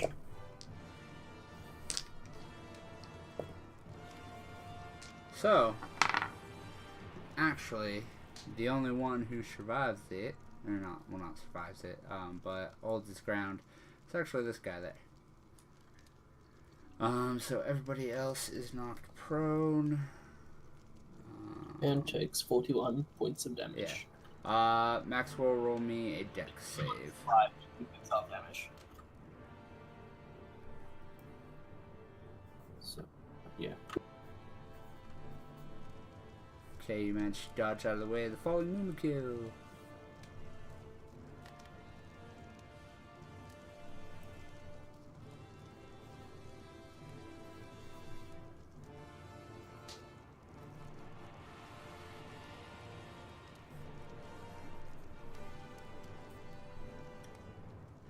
Drip, I have a question. Uh-huh. If in the spell description it says for any enemy inside the area, does that mean there's no friendly fire on the spell? Yeah. Oh, that's beautiful.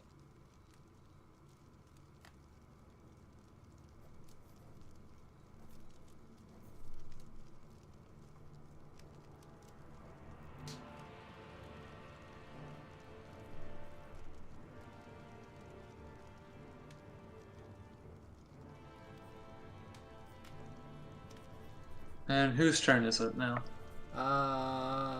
The orc behind Robert. Just give me a sec. Actually, he uses his full movement speed to get back up, or half his movement speed. And he attacks Robert twice, missing both times. So it's Bastiles. Alright. Centered here. Do you see where the ping is? Yeah. I cast Quantum Shift. Okay. Holy fucking shit. It has... Yep. There's a description. I really should fix that. You force open the strongest rip in time, creating an aging vortex of any enemy inside its area. All enemies within a 100-foot radius sphere centered on a specific target must make a wisdom saving throw. Verse 22, so that's a wisdom. Oop, forgot to set this save because I was focused on the... Oh, good. That's the attack stat. Oops. After the damage has been dealt, every enemy that took damage from the spell must...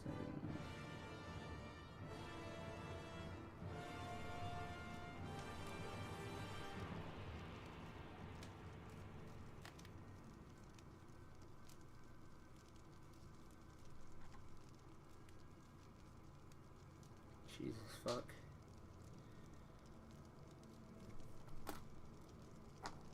That's 100-foot radius. Yep. So is that? Are you just hitting everything with that? Do you know? I'm guessing from... Let me just... From that middle square that I pinged, let's see. I know you're hitting everything in the bottom, so just the top. Like, are you Yes, hitting everything in the top. Like, it goes... Yeah, it hits everything. It hits everything. Dude, that spell has a range of 1 mile.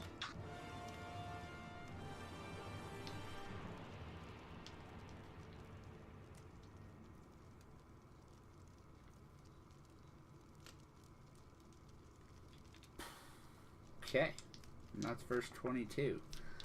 So, start with the Mumakil, I guess.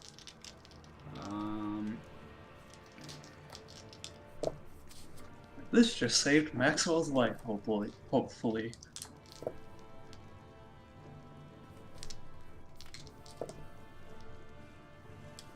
one of them makes the save of the Mumakil. And I bet it's one of the Mumakil that are on fire. Yeah, actually it is. So Oh. that really doesn't help it.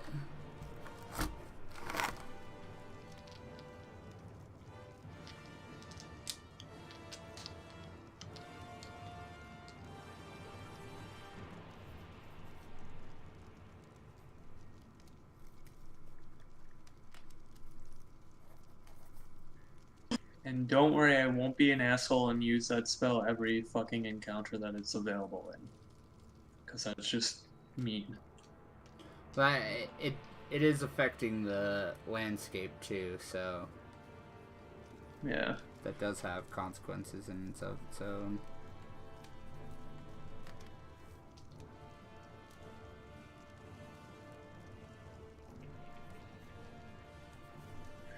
Imagine if I had opened up with that spell. Holy fuck. Alright, so the 5 Uruks. Fail. Alright, Robert, as you feel the wind pick up and shift, I'm actually gonna see if I've got a sound effect for this.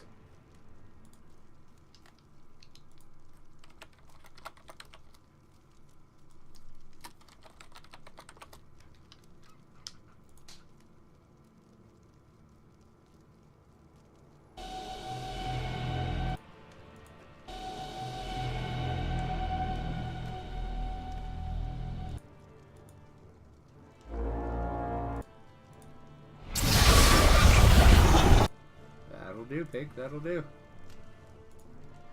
Actually, I'm gonna roll the rest of this shit before I deal with that. So that's 3 orcs left.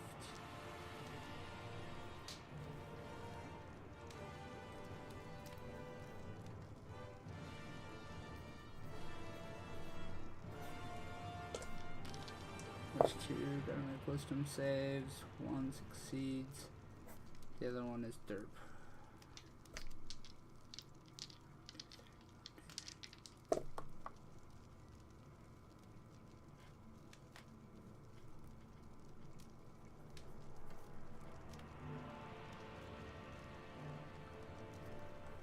How much damage was it? 176?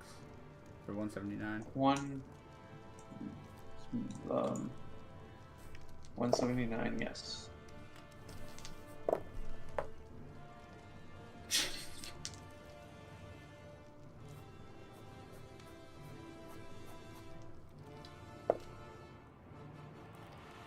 Makes that save. So yeah, okay. Yay for 9th level magic. Suddenly, a vortex opens up in the middle of the road. Loose debris, some of the rocks that were smashed by the Mumakil are all kind of just sucked into it as, Robert, you see, the Uruks around you kind of all start to wither and age, and then they seem to lose their strength as they collapse to the ground and get sucked back into this giant vortex, along with most of the most of the orcs get sucked in as well, leaving standing there only the Mumakil, 1 orc, and 1 Haradrim. So he's gone, he's gone, he's gone, he's gone, he's gone. He's gone, he's still there, he's still there. Gone, gone, gone, gone, gone, gone, gone. I have to roll for the Mumakil real quick. That one survives.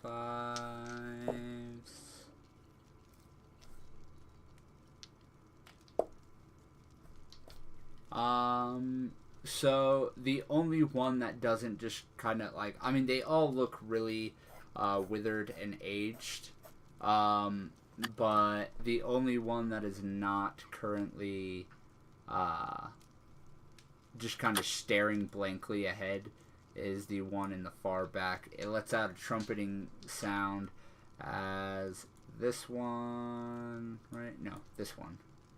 This one burns to a crisp and collapses over, as does this one. The one standing right above Maxwell, the one standing near you, Robert, and then the one in the middle of the road over here, all are just kind of staring dumbfounded. So it is Elizran's turn at this point. Does this orc still look hostile? It's kind of looking around. It's extremely weakened from whatever Bastille just did to him. But at this point, he's got a lot of fear in his eyes, which is almost more dangerous than hostility, because you can recognize that he is likely going to fight for his life. Maxwell, noticing this, calls Elizran over. She lands behind him and tries to eat him. Double bites.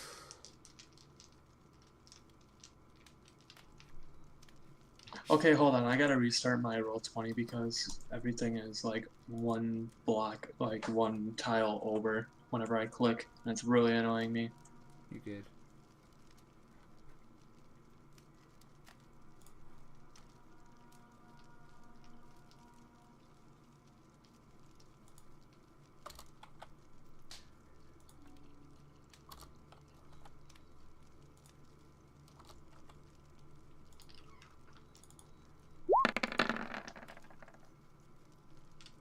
There we go.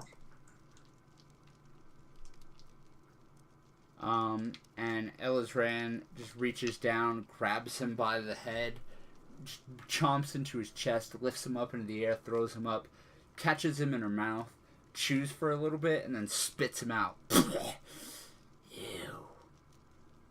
What was that? Ugh. That tasted horrible. I think that was an orc.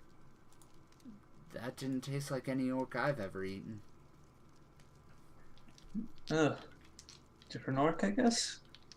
We are in a different land. I guess. At this, the Mumakil in the back trumpets loudly and charges forward, slamming past its buddies, and starts charging towards, or charging up the road even further. So it is Macho Sathia's turn.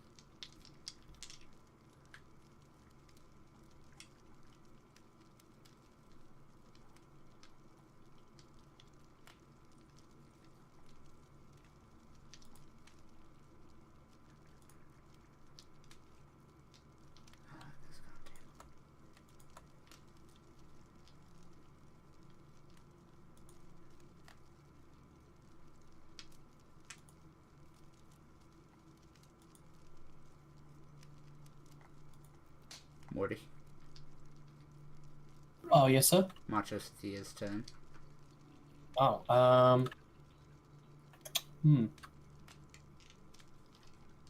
Sathia is going. It's this one that's trumpeting and running forward, yes? No, the one that's trumpeting is up here. Actually, it should be back here a bit. Okay, well, there's no chance that fucking Sathia can catch up to him. Sathia's going to. Oh. Okay, well, she's gonna sprint up towards the motherfucker and just gonna punch it in the ankle so it falls over. And it's big fat ankle. Character sheet weapon. There we are. Do you want to drop a key point? Yeah, let's do that. Go ahead and make another attack. Alright, so that's 26, 36, 44 points of damage. Does it break its ankle?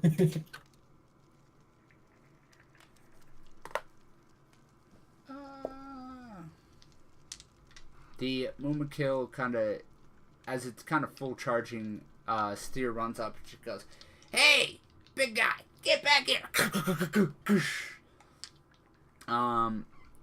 As she does, the bones in the ankle do in fact begin to crack and snap as the Mumakil falls forward, or actually falls backwards, considering he's hitting the back, into a kind of sitting position as it trumpets in pain. And Maxwell, it is your turn. So the one right above me is docile at the moment, correct? Correct. Okay, I'm just gonna ignore it. Just gonna... As you realize that the men that were on each of these Mumakil's back were sucked in as well. Ooh, brutal. Yeah, I'm just gonna kind of step over the dead orc, move past those, ran. Look down the road, seeing the last, like, Mumakil that is trying to still fight / And there's run. still a Haradrim who appears weak, but still hostile. Oh wait, fuck that Haradrim then. Oath bow to the Haradrim. Alright, roll me double sneaks.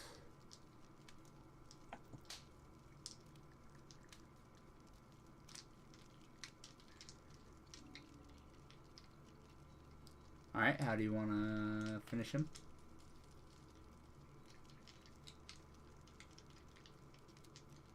As the Haradrim's just kind of dumbfounded by what just happened, staring at the docile Mumakil in front of him, one arrow is going to suddenly fly out from underneath the Mumakil that he's staring at, hit him in the shoulder, and as he spins towards the ground, falling, a second one's going to hit him right in the head.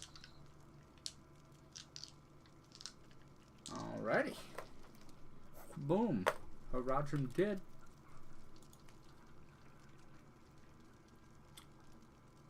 What was that about me, sorry? No, it's Gabriel's turn. Blah, blah, blah.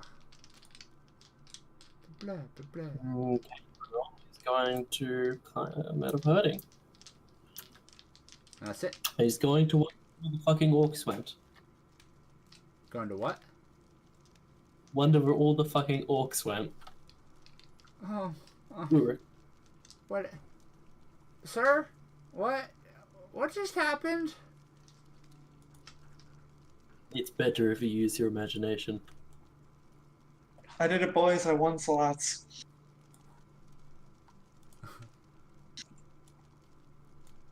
Illyria stands up on the edge of the rock, looks around, just kind of shakes her head. This is not right.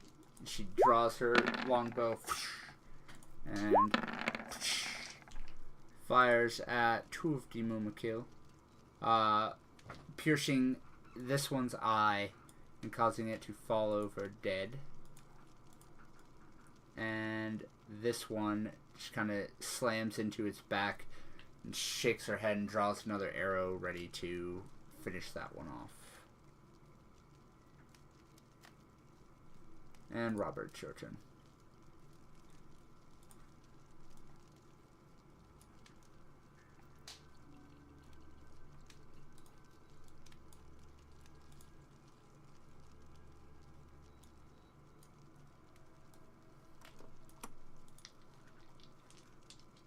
This eerie music fits perfectly for what just happened. I need music on. By the way, it's your turn, Morte. Morte. How's this Mumakil looking? Dazed, confused, and pretty withered. Would it be a mercy to put it out of its misery? Yeah, that's what Illyria is currently doing. She's shooting Robert's a going kill. to try to, grapple up its front leg and then slit its throat with Dawnbringer. Roll me in acrobatics for that fall, but otherwise, yes, you do climb up the leg. You do climb up the leg, and you just kind of grab onto its ear, swing forward, and just slice it on, bring it right across its throat.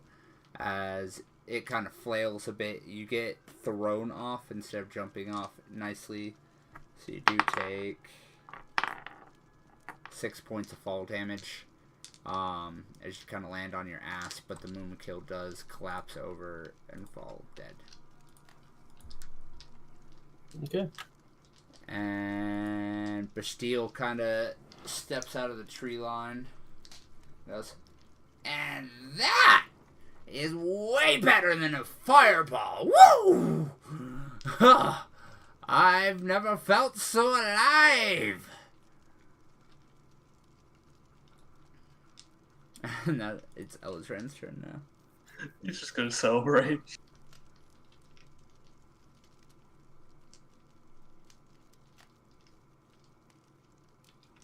Elizran is going to... Does this one look less aged than the other one? Which one? This one? The one that's running? Yes, and it's the only one that is currently not dazed and confused. Elizran's gonna go try to bring it down.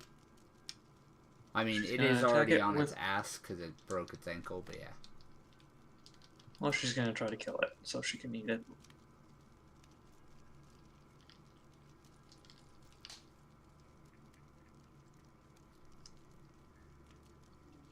Alright, that is just enough as she kind of like slams down onto it, her jaw clamping around the back of its neck. It kind of trumpets wildly as it shakes its head. She allows it to shake its head a little bit before just snaps its neck with her jaw.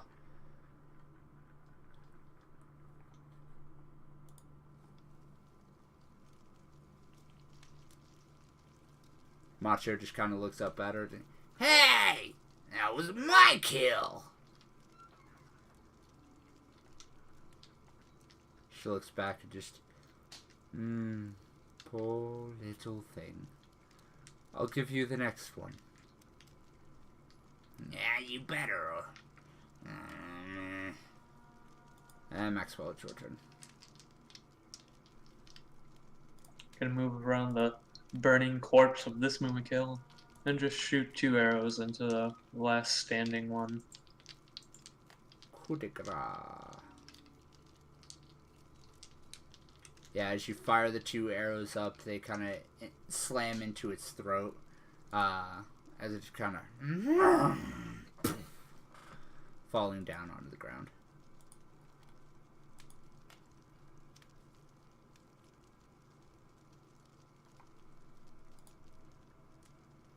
So there's an 8th level that's like just like that, but just a little less damage.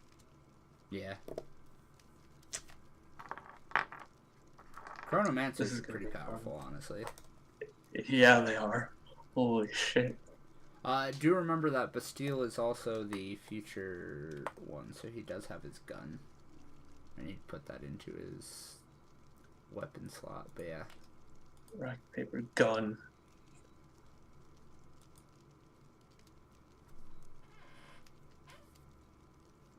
I love that the old man has a gun.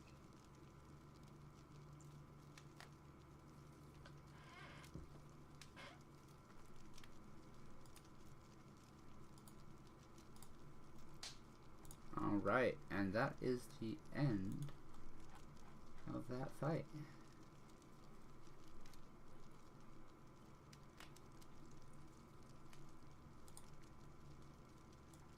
After putting the Mumakil out of its misery, Maxwell's immediately gonna try to heal himself.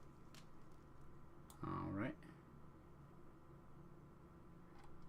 I'm just gonna use my magic. Okay. That's 54, correct? Was that the roll for it? Yeah. Then yeah.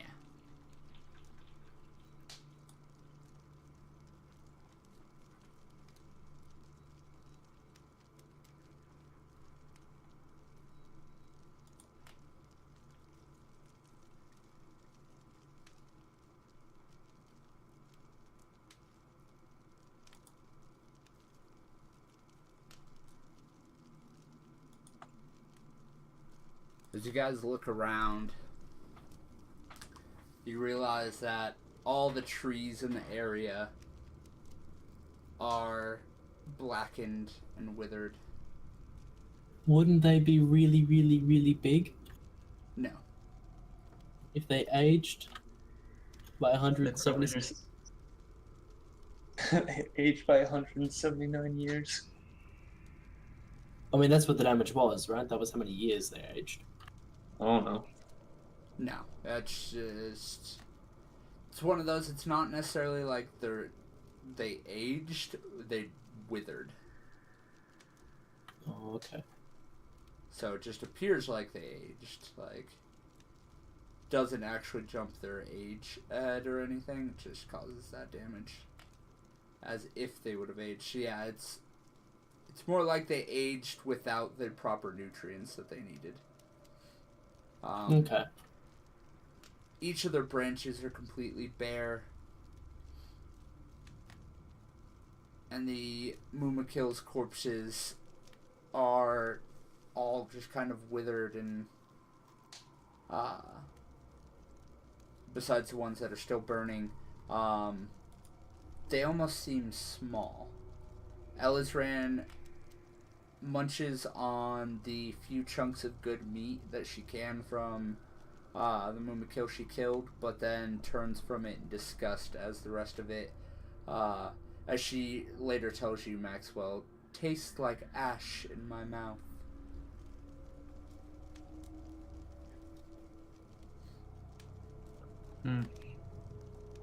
Well, this is eerie. Bastille, was that you who cast that spell? Yeah, sorry. Right. Let's try to avoid casting that. And, well, Fine. unless we need it. Well, I think, in my professional opinion, that we did need it. Yes, I would agree that we needed it then. But let's try to avoid it, because it seems to actually cause a lot of death for everything around, except us, thankfully. Well, yeah, I mean, I can't have you guys dying on me, then I'd be bored. Just, don't tell your druid friend about this, yeah? I'll make sure not to. Good! Now, what's the plan?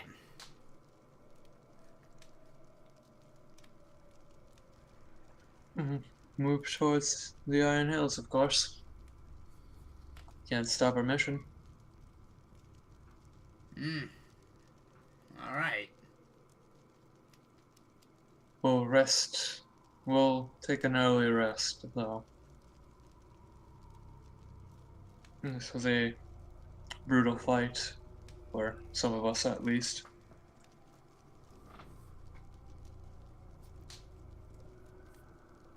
Maxwell says this as he wraps a bandage around another cut in his arm. Illyria has already honestly taken to tending your wounds for you. So she's been rubbing ointment over each of them. Before she turns and starts tending to Macho and to Elizran. Macho. As her wounds just kind of start to stitch together themselves.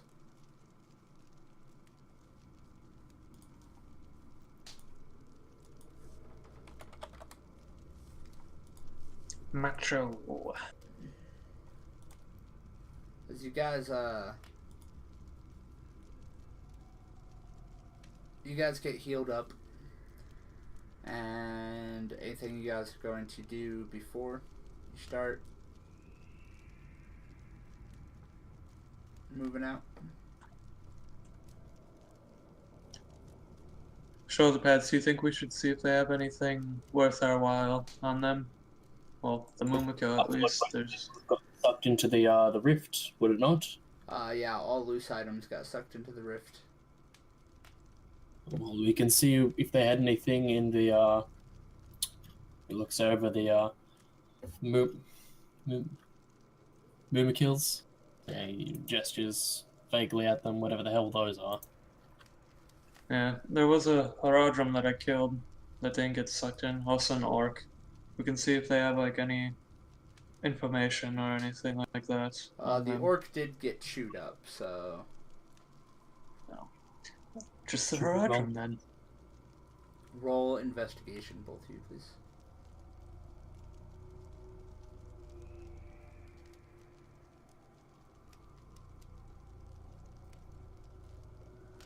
Alright, Robert, you do find some satchels of coin that were tied to the inside of a couple of the haters. Grand total comes out to be about 600 gold pieces that are stamped with a very strange sigil on them. Alright. Whereas Foley, you find on the Haradrim a couple of strange looking arrows that you decide to keep with you. Roll me an Arcana for those. As well as a scroll case. You do not know what the arrows do. But you could ask Bastille. No, Bastille. Hey Bastille, what do these arrows do? Roll his Arcana. Alright, yeah. They are... Crap. I'll tell you here in a second. Let me get through the note you find. The note itself is an order list to reinforce the forces at the Grey Mountains, slaughter the dwarves, and bring back any lore that you can find there. And it also has continuation orders for the bulk of the army to continue on and attack Erebor so as to be there when the Great Dragon arises.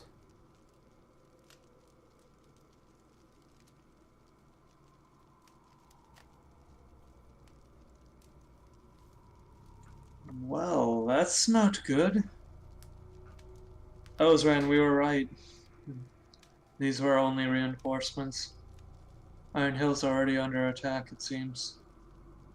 Then we must make haste. Indeed. Rest now while you can. We'll move out when you all are ready. They're planning to attack Erebor next. And hopefully we do not arrive too late.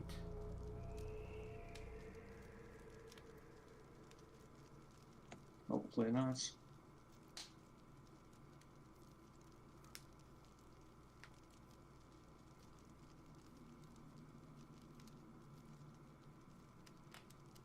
Ooh, I know what I'm gonna do. Wait, am I able to open a mental connection to Karazir? From this distance, no, not likely. Damn it.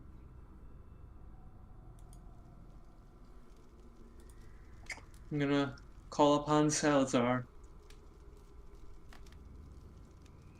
A shadow nearby you kind of shifts, and Salazar steps out. What is it you want, my lord? Salazar, I need you to inform Karazir and the king of Erebor. I can't remember his name, honestly.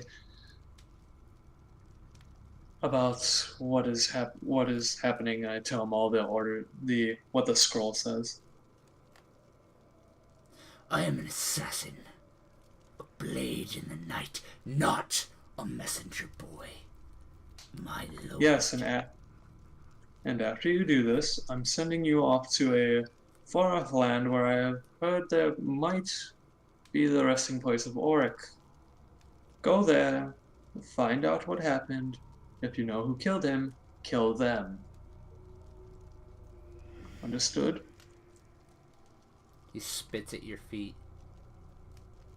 There will be a day when you no longer control me, and I'm going to plunge my blade into your throat. And on that day, my blade will meet yours. But until then, thank you, Salazar. He turns and the shadow shifts again, and he is gone. Man, he really hates me. Illyria rests her hand on your shoulder. You took away a man's freedom. Even a farmer would hate you for that. Him? He's wild. He feeds off of chaos. And you enslaved him. You need to be wary. You may control him, but sometimes that can light a fire that will consume you instead of him. Perhaps appeal to him in some way. Well, there is also one small problem. Do I remember beating the shit out of him? Mm-hmm. There's also one small problem that he hates me before, too. I was rather angry one morning, and he had his knife to my throat, of course. Kind of beat him into an inch of his life.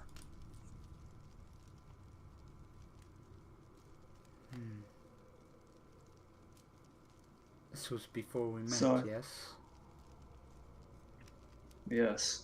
This was when I first escaped from the Underdark.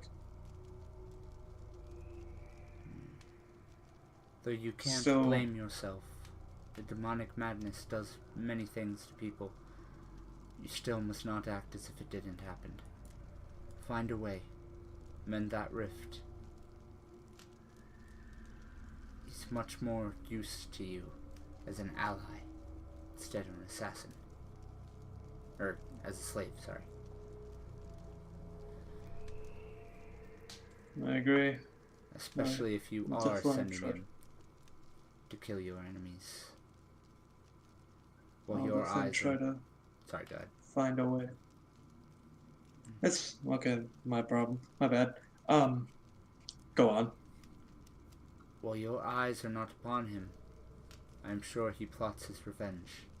If you are sending him to meet with your enemies, especially ones powerful enough to defeat Auric, you do not know for sure if they will be able to break that hold you have. And remember, when dealing with true names, they can change if the person changes.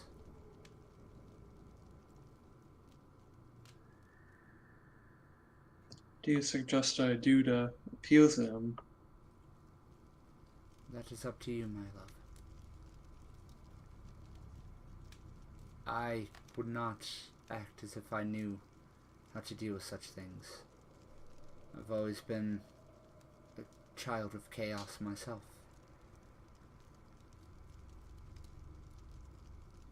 Trust me. So have I. Then use that. Flashbacks of burning down a city. Remember what it felt like when Auric took you from your home. You don't talk about it much to me, but remember what he did to get you to comply. Perhaps try that.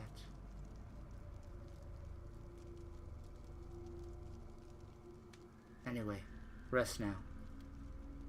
I will keep watch.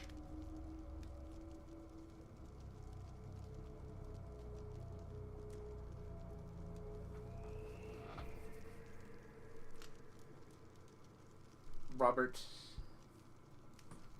Oh, yes, sir. before, or as you're setting up your bedroll and whatnot to rest, Gabriel steps forward and goes, sir?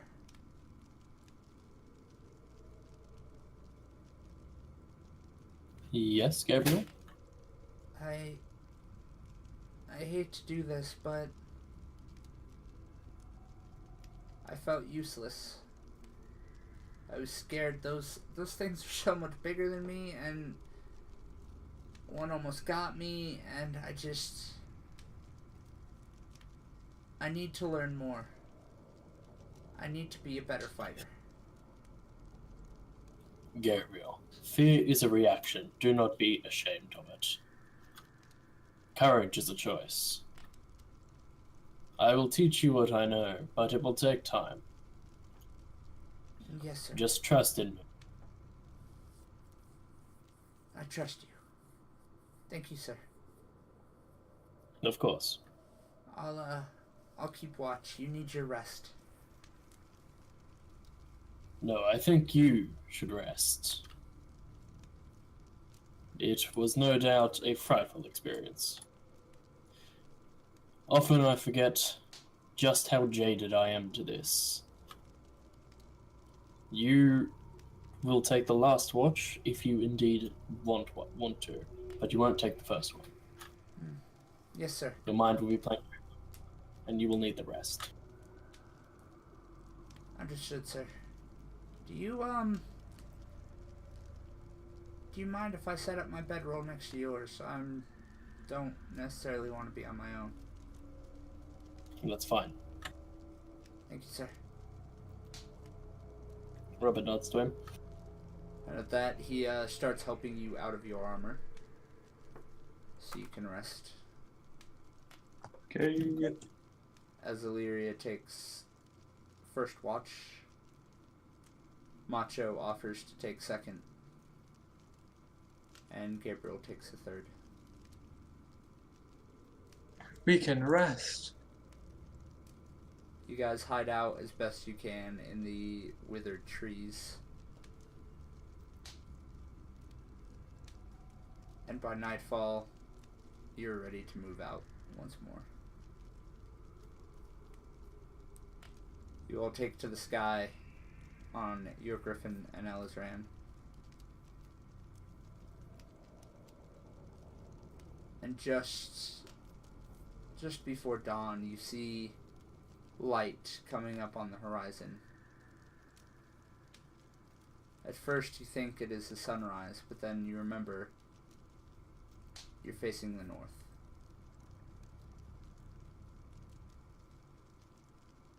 About 3 miles out from the edge of the Grey Mountains, you guys see fire consuming the landscape. Trees have been cut and burned away from the forest surrounding the mountains. And as you get close, Elizran, just her emotion washes over all of you. Oh no. This is going to be a lot more difficult than I thought. As she links her mind with all of you, allowing you to see what she sees off in the distance, you see a massive army around the base of the mountain, surrounding the gates, as a large battering ram slams into the gates. Dwarves stand on the top of the battlements, pouring tar and firing crossbow bolts down onto the orcs and Urukai.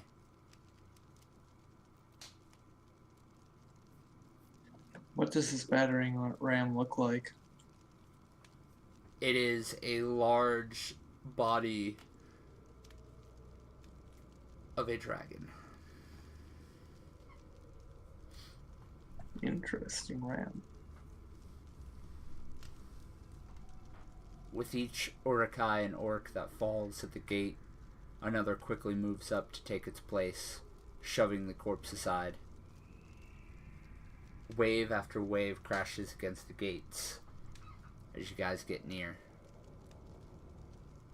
And about a mile away, you guys can see for yourselves the Great Horde.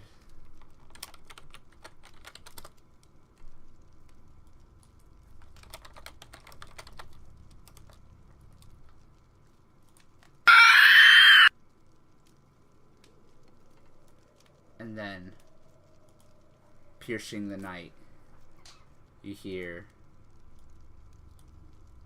a gut-wrenching sound.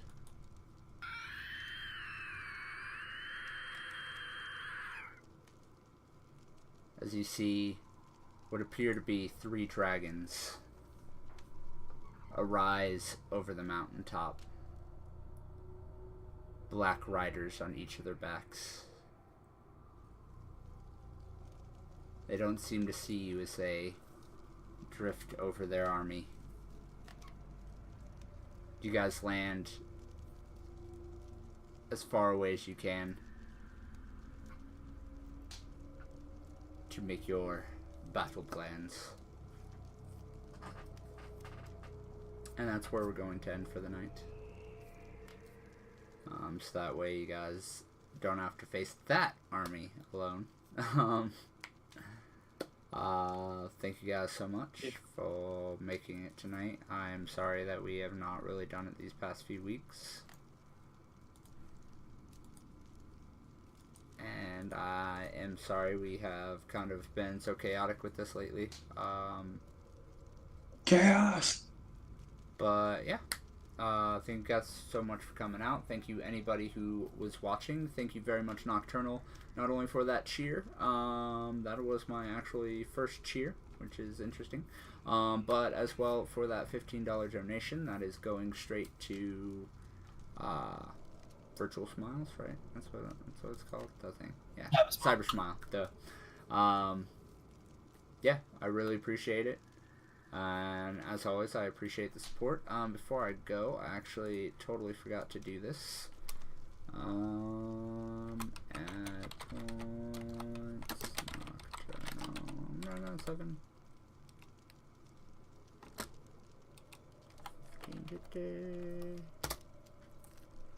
There we go. There are your points, Nocturnal. Yeah, we should be back same time next week. I'm going to ride the other player's butt to get him in here, take proper naps, and set proper alarms. And I'm going to get his number so that way I can spam his phone until he wakes up. Yeah. Other than that, I am still going to be accepting donations for Cybersmile up until the end of the month, and then we will be going back to you being able to pay me for whatever, and figure out. I'm probably going to be buying some more of the guides. I just bought the DM guide. I mean, no, I've had it this entire time. Cough, cough, cough, cough. No, yeah.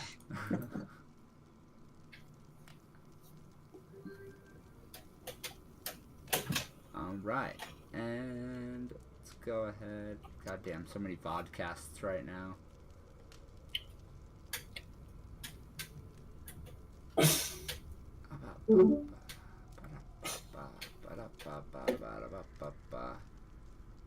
You know what? Gaming for Heroes is actually doing it. So, they're doing a 24-hour D&D stream. So yeah.